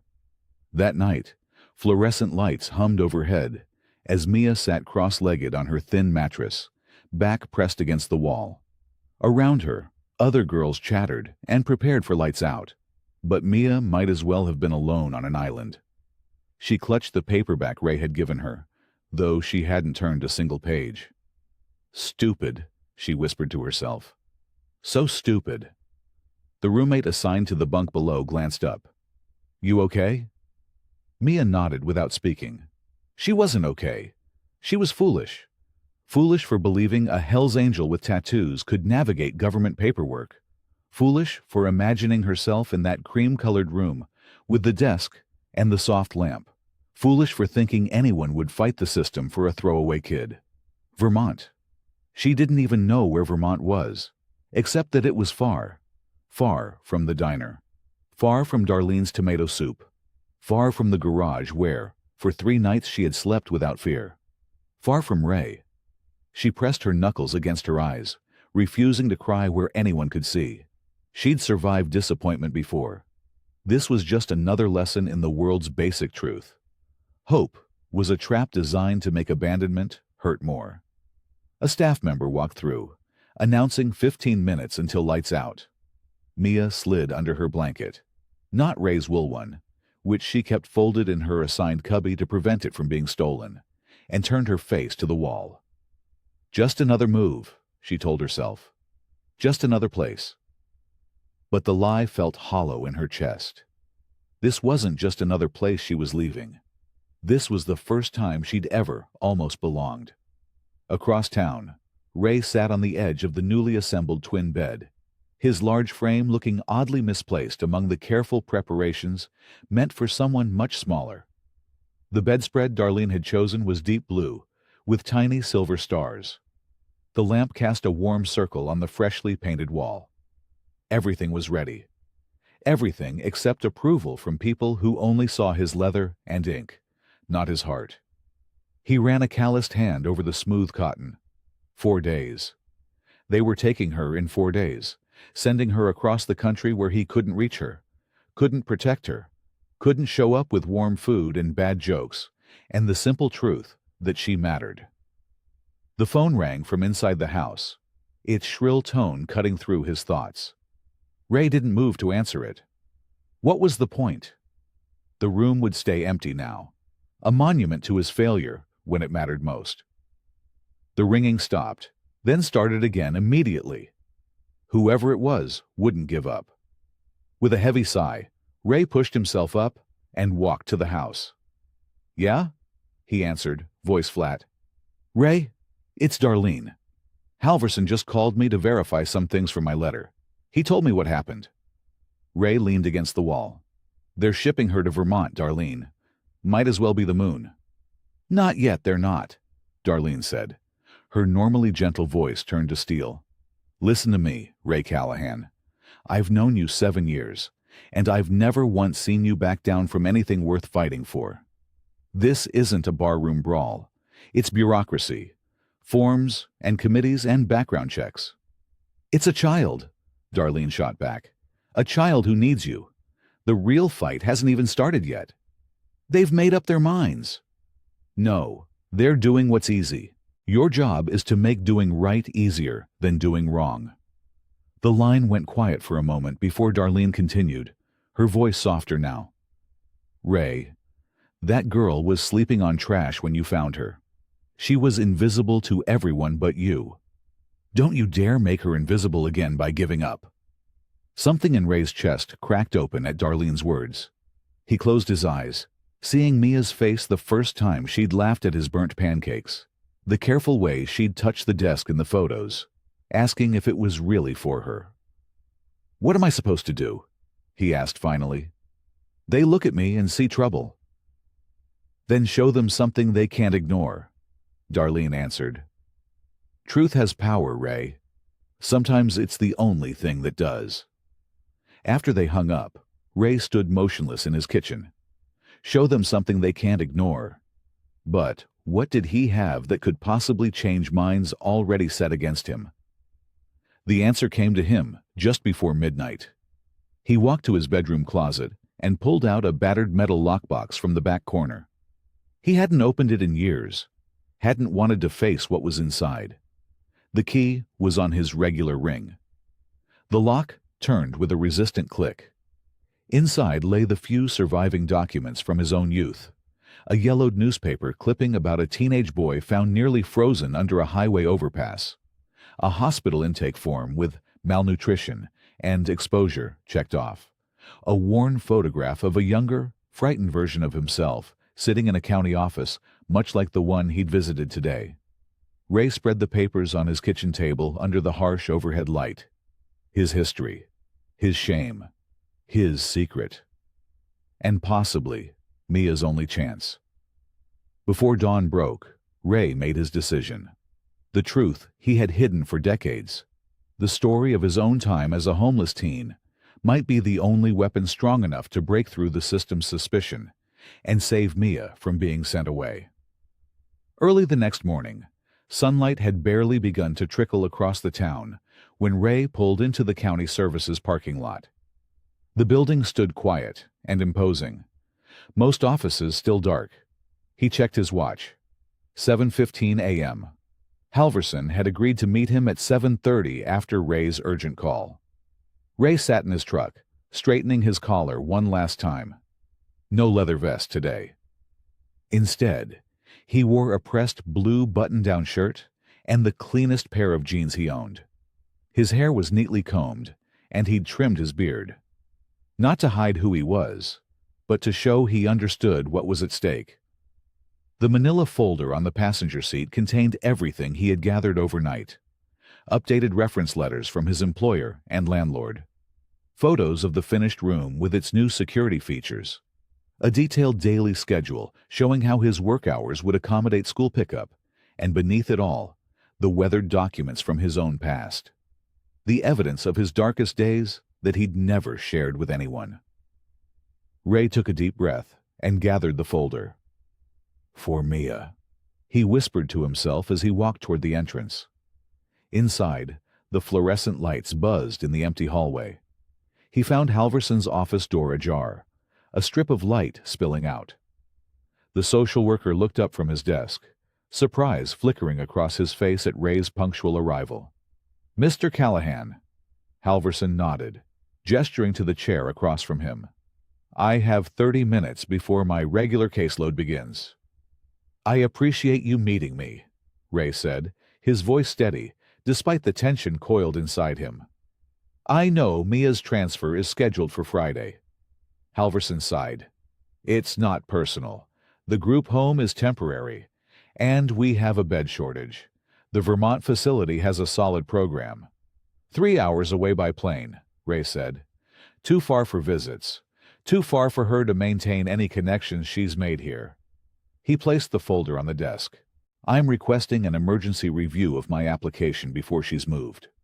Halverson's eyebrows rose as he opened the folder, thumbing through the new reference letters and detailed safety plan. "I've installed smoke detectors, carbon monoxide alarms, and a separate phone line in her room," Ray explained. The garage apartment has its own bathroom, but she'll have full access to the house. I've arranged my work schedule to be home when she's not in school. Mr. Callahan, I understand your commitment, but your association with the Hells Angels and your past record. That's why I'm here. Ray interrupted, his voice dropping lower. He reached across the desk and turned to the final section of the folder. These are my records, Mr. Halverson. Not the ones from my adult file. The ones from before. Halverson frowned, picking up a faded intake form with a county letterhead from 29 years earlier. His eyes widened as he read.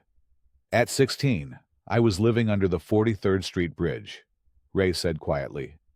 Eating from dumpsters, same as Mia was when I found her. Difference was, nobody came looking for me. Halverson looked up, his professional detachment cracking slightly. You were a ward of the state? For 8 months, after the police found me nearly frozen to death. Ray pointed to a newspaper clipping. My father was an alcoholic who used his fists more than words. My mother couldn't protect herself, let alone me. Running seemed safer than staying. He paused. Sound familiar? Halverson continued reading, the room silent except for the shuffling of papers. I'm not perfect, Mr. Halverson. The Angels took me in when nobody else would. They gave me family when I had none. But I've never brought that life home. Ray leaned forward. I know what Mia needs, because I lived it. I know how it feels when the system sees you as a problem to solve, instead of a person to care for. Halverson set down the papers, studying Ray with new eyes. Why didn't you share this before? Shame, Ray admitted. Pride. Fear that digging up the past would hurt more than help. But I'm not ashamed anymore. Not if it means Mia gets a chance at what I didn't have. Halverson was quiet for a long moment, his fingers tapping thoughtfully on the desk. Finally, he closed the folder. I misjudged you, Mr. Callahan, he said simply. These records change the context significantly. He checked his calendar. Judge Winters is handling emergency placements this week. I can request a hearing for tomorrow morning and delay Mia's transfer by 1 day. Ray's heart surged in his chest. You'll support my application? I'll present the full picture, including this new information, Halverson said, his voice professional, but his eyes warmer. The judge will want to hear from you directly, and from Mia. I can't promise the outcome, but... He extended his hand across the desk. You deserve a real chance to make your case. Ray shook his hand, feeling the first genuine hope since Mia had been taken away. That's all I'm asking for. Mia folded her worn jeans and tucked them into the small duffel bag on her bunk. The gray morning light filtered through the group home's barred windows, casting jail-like shadows across her few belongings. 3 days at this place had felt like 3 weeks. Thompson, called a staff member from the doorway. Change of plans. Your transfer is on hold until after a hearing this morning. Mia's hands froze on the zipper. What hearing? Judge wants to review your case before they send you to Vermont. Van leaves in 20 minutes. Finish packing just in case. The woman disappeared down the hall, already focused on her next task.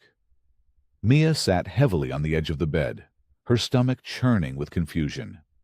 A hearing sounded important, but she'd learned not to expect much from official meetings. They usually meant adults, talking about her, not to her.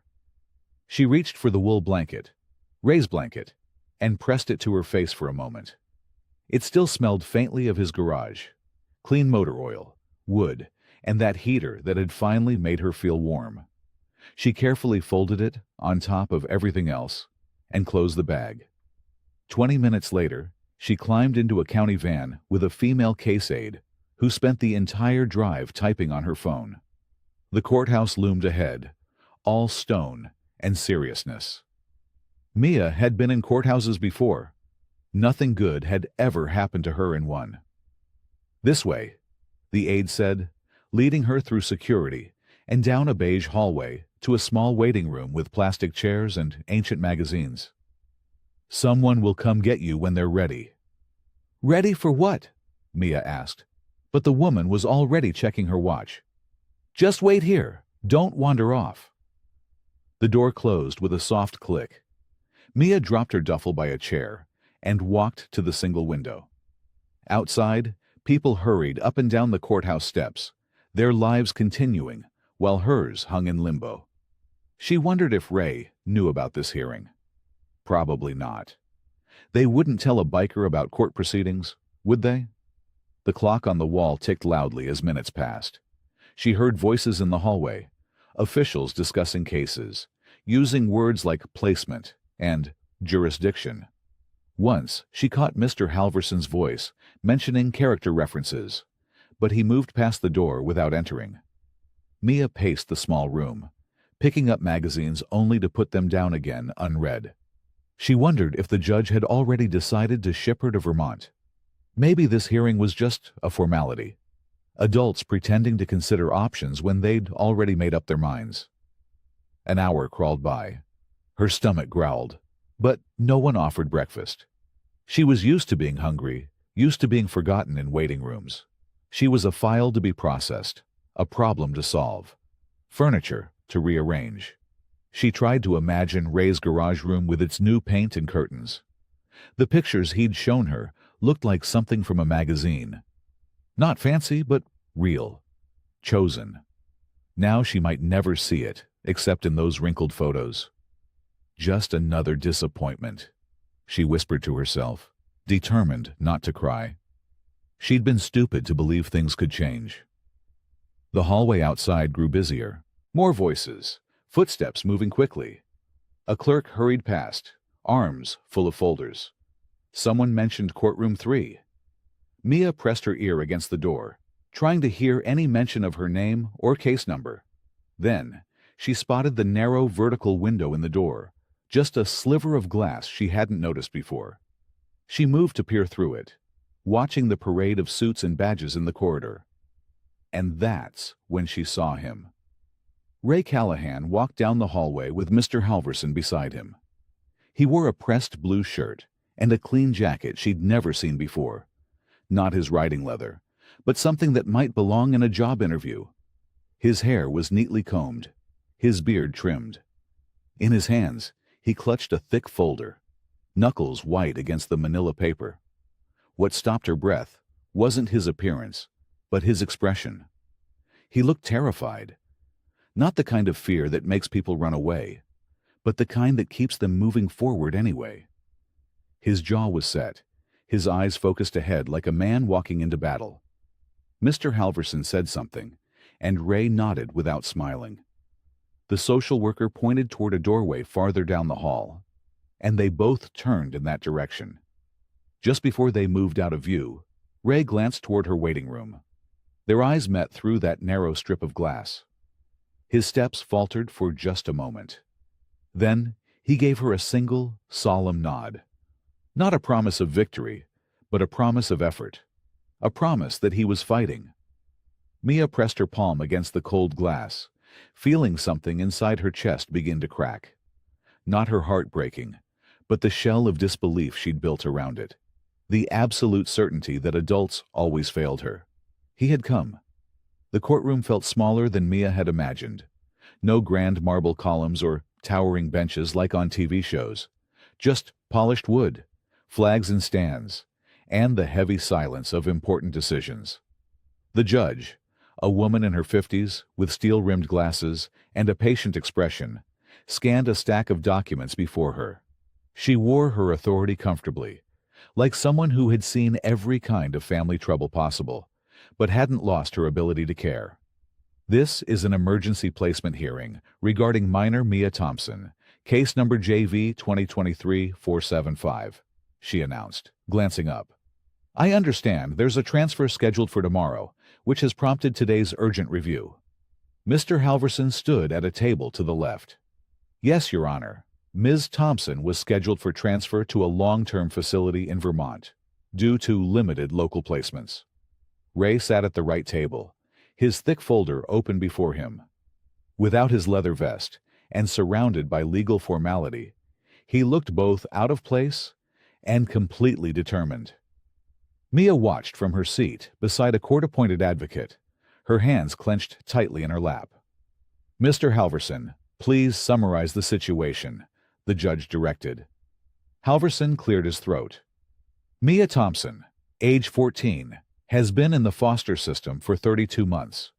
After leaving her most recent placement without permission, she was found living behind a local business. Mr. Raymond Callahan discovered her there and provided temporary shelter without notifying authorities." The judge's eyebrow raised slightly. "And you're now supporting his petition for foster placement? That seems unusual, given those circumstances." "Initially, we had significant concerns," Halverson admitted. "Mr. Callahan's appearance and certain associations raised red flags. However," he added, shuffling through his papers, "his preparation has been remarkable. He completed parent certification courses before we were even involved. His home study shows stable employment, appropriate living conditions, and no evidence of criminal activity." In the gallery behind Ray, Darlene sat with her purse clutched to her chest, nodding at every positive point Halverson made. She had arrived early, dressed in her Sunday best, ready to testify if needed. Her presence made the room feel less cold. "Mr. Callahan," the judge said, turning to Ray, "you're petitioning for emergency foster placement of Mia, with the possibility of long-term guardianship. This is highly unusual, given that you had no prior relationship with the minor before finding her. Why should I consider your request over a state-approved facility?" Ray's hands steadied as he spoke. His voice came out lower and clearer than Mia had ever heard it. "Your Honor, I found Mia sleeping on trash bags in 20-degree weather. She was invisible to everyone but me." He paused, choosing his words carefully. "I started by just leaving food, then a blanket. I didn't approach her right away because I didn't want to scare her." "Why didn't you call authorities immediately?" the judge asked without accusation. "Because I've been where she was," Ray answered simply. "Scared kids run from uniforms. I wanted to build trust first." The judge nodded thoughtfully. "And when did you decide to pursue legal placement, rather than just helping from a distance?" "The night I saw her wrap herself in cardboard to keep warm." Ray's voice thickened slightly. "That's when I enrolled in the foster parent classes. I didn't know if she'd ever trust me, but someone needed to stand up for her either way." The room fell quiet. Even Halverson looked affected by the simplicity of Ray's answer. "I've reviewed your background check," the judge continued. "There was an arrest in your past, though charges were dismissed." "Yes, ma'am. Bar fight. 20 years ago." Ray didn't flinch from the truth. "I was younger then, angry about things I couldn't control." "And your association with the Hells Angels Motorcycle Club?" "I still ride with them," Ray acknowledged. "But I keep my home life separate. I've never brought club business to my house, and I never will. Mia's safety comes first." The judge studied him for a long moment. "Mr. Callahan, is there anything else you think I should know that isn't in these reports? Anything that might help me understand why you, specifically, should be entrusted with this young woman's care?" Ray glanced back at Darlene, who nodded encouragingly, then over to Mia. Their eyes met across the courtroom. He took a deep breath and turned back to the judge. "There is, Your Honor," he said quietly. "Something I haven't fully explained yet." Ray shifted in his seat, his calloused hands flat on the table before him. The courtroom waited in expectant silence. "Your Honor, when I was 16, I lived behind a car wash in Detroit." His voice came out steady but soft, forcing everyone to listen closely. "My mom's boyfriend threw me out after I stood up to him. I had 2 shirts, 1 pair of jeans, and $37.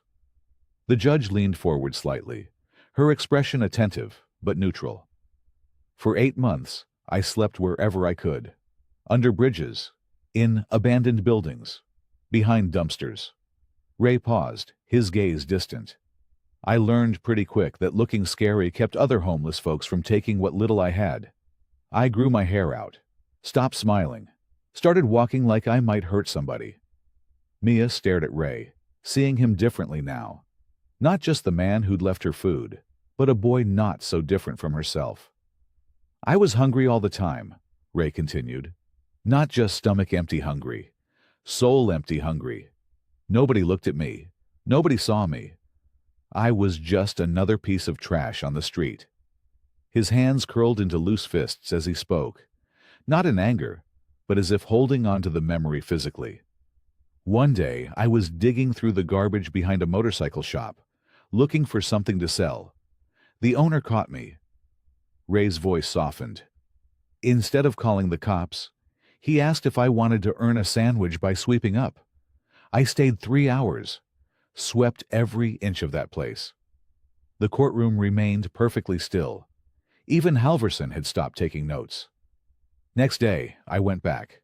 Did the same thing. Day after that too. By the end of the week, he offered me a job, minimum wage, under the table. Said I could sleep in the back room if I kept it clean. Ray looked directly at the judge now, his eyes clear and earnest. That man taught me to fix engines, gave me work clothes, made sure I got my GED. He didn't have to do any of that. I wasn't his kid.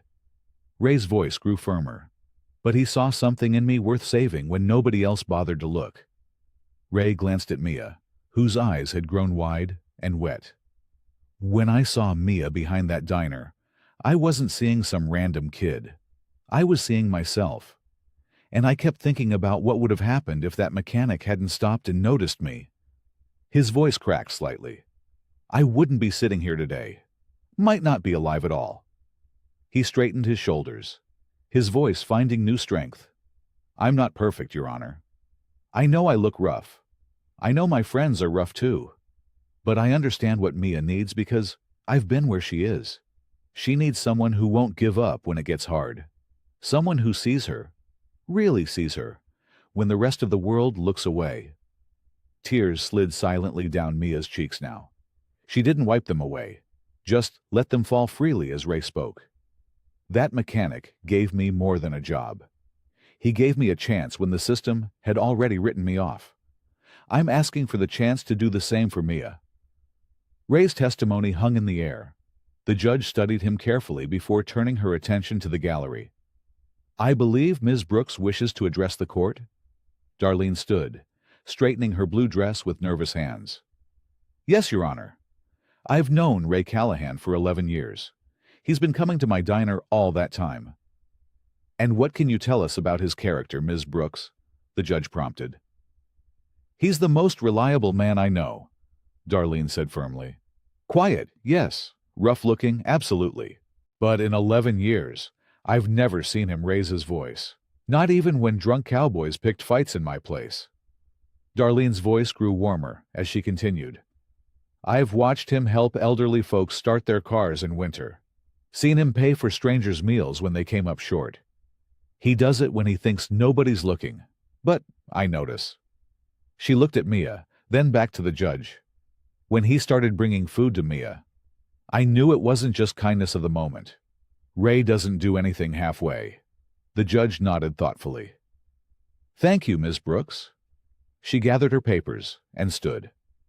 I'm going to take 15 minutes to review this file in its entirety. Court will be in recess. As the judge exited, the courtroom remained hushed. Mia sat with her hands trembling in her lap, tears still tracking down her face. Ray didn't move from his chair, his shoulders finally sagging after holding himself so carefully throughout his testimony. Between them hung 15 minutes of waiting. 15 minutes that would determine whether the connection they had found against all odds would be given a chance to grow, or whether it would be severed by a system that had failed them both before. A court officer escorted Ray and Mia to a small conference room with beige walls and a rectangular table. The fluorescent lights buzzed overhead, making the already tense atmosphere feel even more sterile. You have 10 minutes, the officer said, positioning herself by the door. I need to stay in the room for supervision. Ray nodded, understanding the rules. He sat across from Mia, leaving space between them. His hands rested on the table, palms down. He looked tired, but steady, like someone who had just set down a heavy weight he'd been carrying for miles. Mia's eyes were still red-rimmed from crying during his testimony. She studied his face, as if seeing it for the first time. "Was it all true?"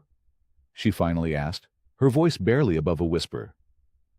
"What you said in there about living on the street?" Ray met her gaze directly. "Every word." "But you never told me before." There was no accusation in her tone, just quiet confusion. Ray took a deep breath.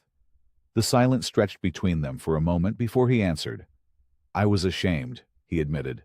"Not of being homeless. That wasn't my fault. But of what I became after. The fights, the anger, joining the club when I was 20 because it felt like the only family I'd ever have." His fingers tapped lightly on the table, a nervous habit he rarely showed. "I thought if I told you, you might think less of me. Or worse, you'd think I was just feeling sorry for you because of my own past." He shook his head. "That's not it. It's not pity." Mia's shoulders relaxed slightly. "Why did you tell the judge then?" "Because I needed her to understand I'm not just some random guy with a savior complex." Ray's voice grew firmer. "I know what it feels like when people look through you, instead of at you. I know what it's like to wonder if you'll be warm tonight, or if you'll eat tomorrow." He leaned forward, his eyes never leaving hers.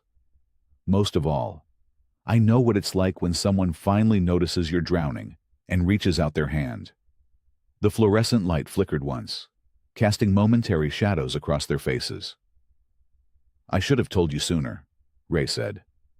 "I was wrong to keep it hidden. Shame makes us quiet when we should speak up."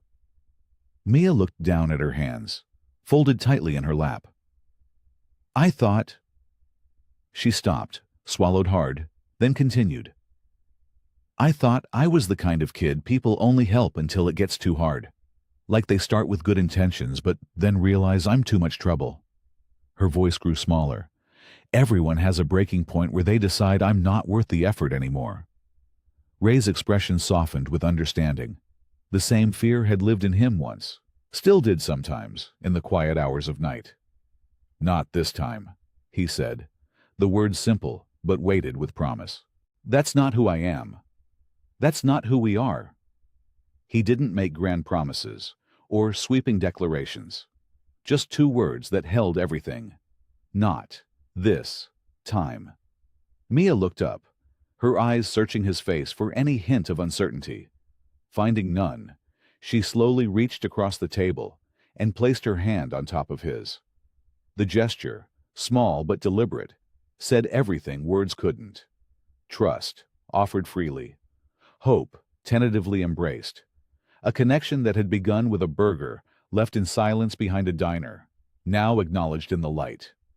Ray didn't move, afraid to break the fragile moment. He simply turned his palm upward, gently holding her hand in return. The court officer cleared her throat. "Time to head back in. The judge is returning." Mia withdrew her hand, but kept her eyes on Ray's. Something had shifted between them. Something fundamental and unbreakable. They stood together, ready to face whatever came next. The bailiff's voice cut through the tense silence. "All rise." The Honorable Judge Eleanor Winters presiding. Everyone stood as Judge Winters returned to the bench, her expression carefully neutral. She adjusted her glasses and settled into her seat, nodding for everyone to sit. "I've reviewed the complete file in this matter," she began, her voice clear and measured, "including the emergency placement recommendation, character references, home assessment, and all supporting documentation." Ray sat with his back straight, hands folded on the table before him. His face remained calm, but his knuckles had turned white from pressure. Across the room, Mia perched on the edge of her chair, barely breathing. "This case presents unusual circumstances," Judge Winters continued. "Mr. Callahan comes before this court with certain aspects of his background that would typically raise concerns." She looked directly at Ray, her gaze penetrating but not unkind. Your association with the Hells Angels Motorcycle Club and a past arrest record, though distant, cannot be ignored in a proceeding concerning the welfare of a minor. Ray nodded once, accepting this truth without argument. Mia's eyes darted between them, fear creeping back into her expression. However, the judge continued, evidence before this court shows sustained effort and extraordinary preparation on your part, Mr. Callahan. She lifted several documents from the file. You've completed every required course with excellent evaluations. You've maintained stable employment for over 12 years. You've created appropriate living arrangements without being prompted to do so. And you've secured support from stable community members like Ms. Brooks, who has known you for nearly a decade.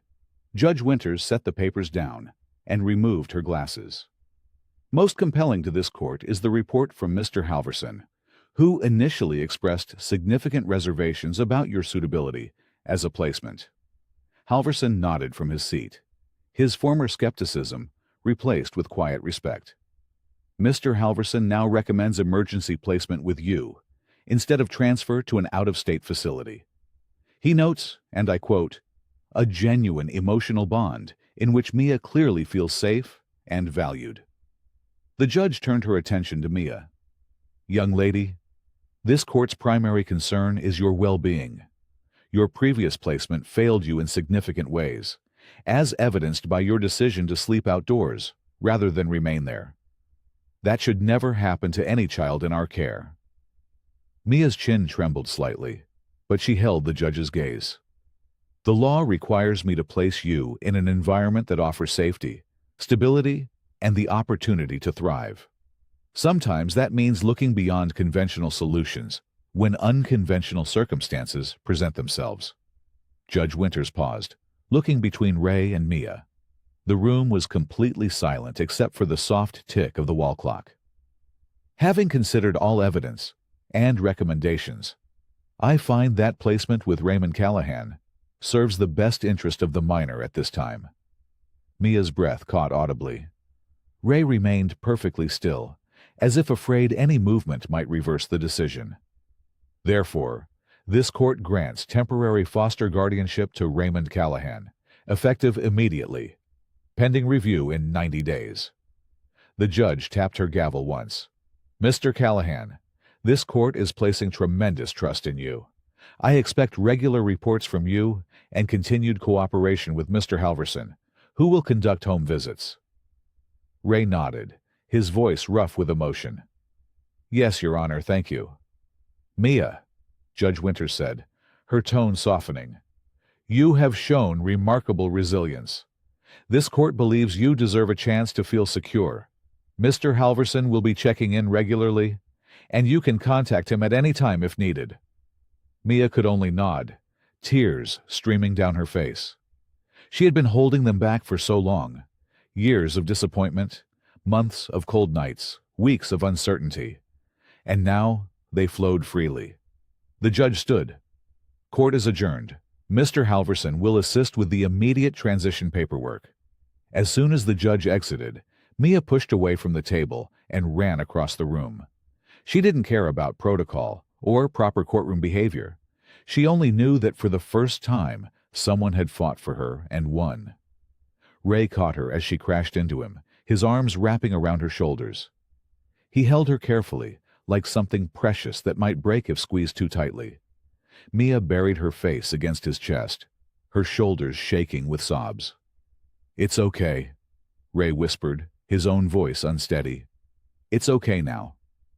In that moment, wrapped in the embrace of someone who had seen her at her most vulnerable and chosen her anyway, Mia understood something profound. This wasn't charity or pity. She hadn't merely been rescued from homelessness. She had been chosen, deliberately, persistently, despite every obstacle. Ray held her, one hand gently smoothing her hair, and in his touch was a promise more powerful than words. You belong here, with me. This is real. The late afternoon sun cast long shadows across the courthouse steps as Ray and Mia emerged through the heavy double doors. Ray carried a thick manila folder tucked under his arm. all the paperwork that officially made him Mia's foster guardian. His signature appeared on dozens of pages: consent forms, school enrollment papers, medical authorizations, counseling agreements. "That's the most writing I've done since high school," Ray said, flexing his hand. Mia walked beside him, hugging herself despite the mild temperature. The reality of what had happened still felt too fragile to trust. Every time she looked at Ray, she half expected him to disappear. "You hungry?" Ray asked, his voice gentle. Mia nodded. She hadn't eaten since breakfast. Her stomach had been too knotted with worry before the hearing. "Burgers okay?" Ray pointed toward his blue pickup truck parked in the lot. "Yeah," Mia said, finding her voice. "I like burgers." They drove to a small diner different from Darlene's, where no one knew them. Ray seemed to understand she needed quiet, a moment away from everyone who had witnessed the hearing. They sat in a booth by the window, and Ray let her order whatever she wanted. "Double cheeseburger, large fries, and a chocolate shake," Mia told the waitress, then looked at Ray uncertainly. "Sounds perfect," he said with an approving nod. While they waited, Ray slid a house key across the table. "This is yours," he said simply. Mia picked it up, feeling its weight in her palm. A key. Her own key. Not something borrowed or temporary. "Thank you," she whispered. When their food arrived, they ate in comfortable silence. Ray didn't push her to talk. He seemed to understand that some moments were too big for words. After they finished eating, Ray cleared his throat. "We should head home. But I wanted to ask you something first." Mia looked up expectantly. "I've got two options for you," Ray said. "The garage room that you've seen in the pictures. It's all set up and ready. Or there's a bedroom inside the main house. It's smaller, but it might feel more normal." He stumbled slightly over the word. "It's completely your choice." Mia considered this carefully. The garage room was what she'd imagined these past weeks. The space she'd seen in photos. The room Ray had prepared specifically for her. But the offer of a room inside his house meant something different. It meant full inclusion. "Which would you prefer?" she asked. Ray seemed surprised by the question. "I want you to feel comfortable. That's what matters." "But if it were up to you?" Ray's expression softened. "I'd like you close by, in the house, but only if that's what you want too." Mia nodded, decision made. "The room in the house, then." Relief flashed across Ray's face before he could hide it. "We can move things from the garage tomorrow.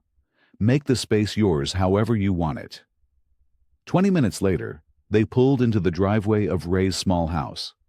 It wasn't fancy, just a simple one-story home with white siding and blue shutters. But to Mia, it looked like a miracle. Ray carried her backpack, while Mia clutched her key. At the front door, he stepped aside. "Your house too now," he said quietly. Mia slid the key into the lock, turned it, and pushed the door open. She stepped across the threshold, feeling something shift inside her. A weight lifting, a door closing on her old life. Home. She was home. 4 weeks later, Mia stood in Darlene's kitchen carefully wrapping a turkey sandwich in wax paper. Beside her, on the counter, sat a thermos of hot soup, fresh socks, and a neatly folded blanket. "You sure about this, honey?" Darlene asked, watching Mia pack everything into a paper bag. "I'm sure," Mia said with quiet determination. In the month since the hearing, so much had changed. Mia had enrolled in the local high school, started therapy sessions, and settled into a routine with Ray that felt increasingly normal. There were still awkward moments and occasional misunderstandings, but underneath it all was something solid and true. Trust building day by day. Ray appeared in the doorway. "Ready?" Mia nodded, picking up the packed bag. "Ready." Together, they walked out the back door of the diner into the alley where they had first met. The place looked different in the fading evening light. Less threatening, smaller somehow. "This is where you found me," Mia said, stopping near the dumpster enclosure. This is where I saw you, Ray corrected gently. But you were never trash, Mia. Not for 1 second. Mia swallowed the lump in her throat and moved toward the cardboard-lined corner where she had once made her bed.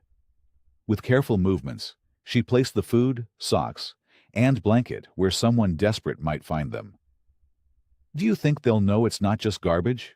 she asked, adjusting the blanket so it wouldn't look like trash. "They'll know," Ray said. "Someone who needs it will know." Mia stepped back, surveying her work. "You did this for me every night." "I did. And you never told me it was you until much later." Ray shrugged slightly. "Didn't want to scare you." Mia turned to him, her eyes bright with unshed tears. "This time, we don't have to hide." Ray smiled, a real smile that reached his eyes. "No, this time we don't have to hide." He placed a gentle hand on her shoulder as they walked away from the alley together, leaving behind not just supplies, but a message. Someone sees you. Someone cares. They headed toward Ray's truck, where warmth and home waited. Proof that what begins as simple kindness can become so much more. It can become family. I hope you like this story. Please share what's your favorite part of the story and where in the world you are watching from. Have a wonderful day.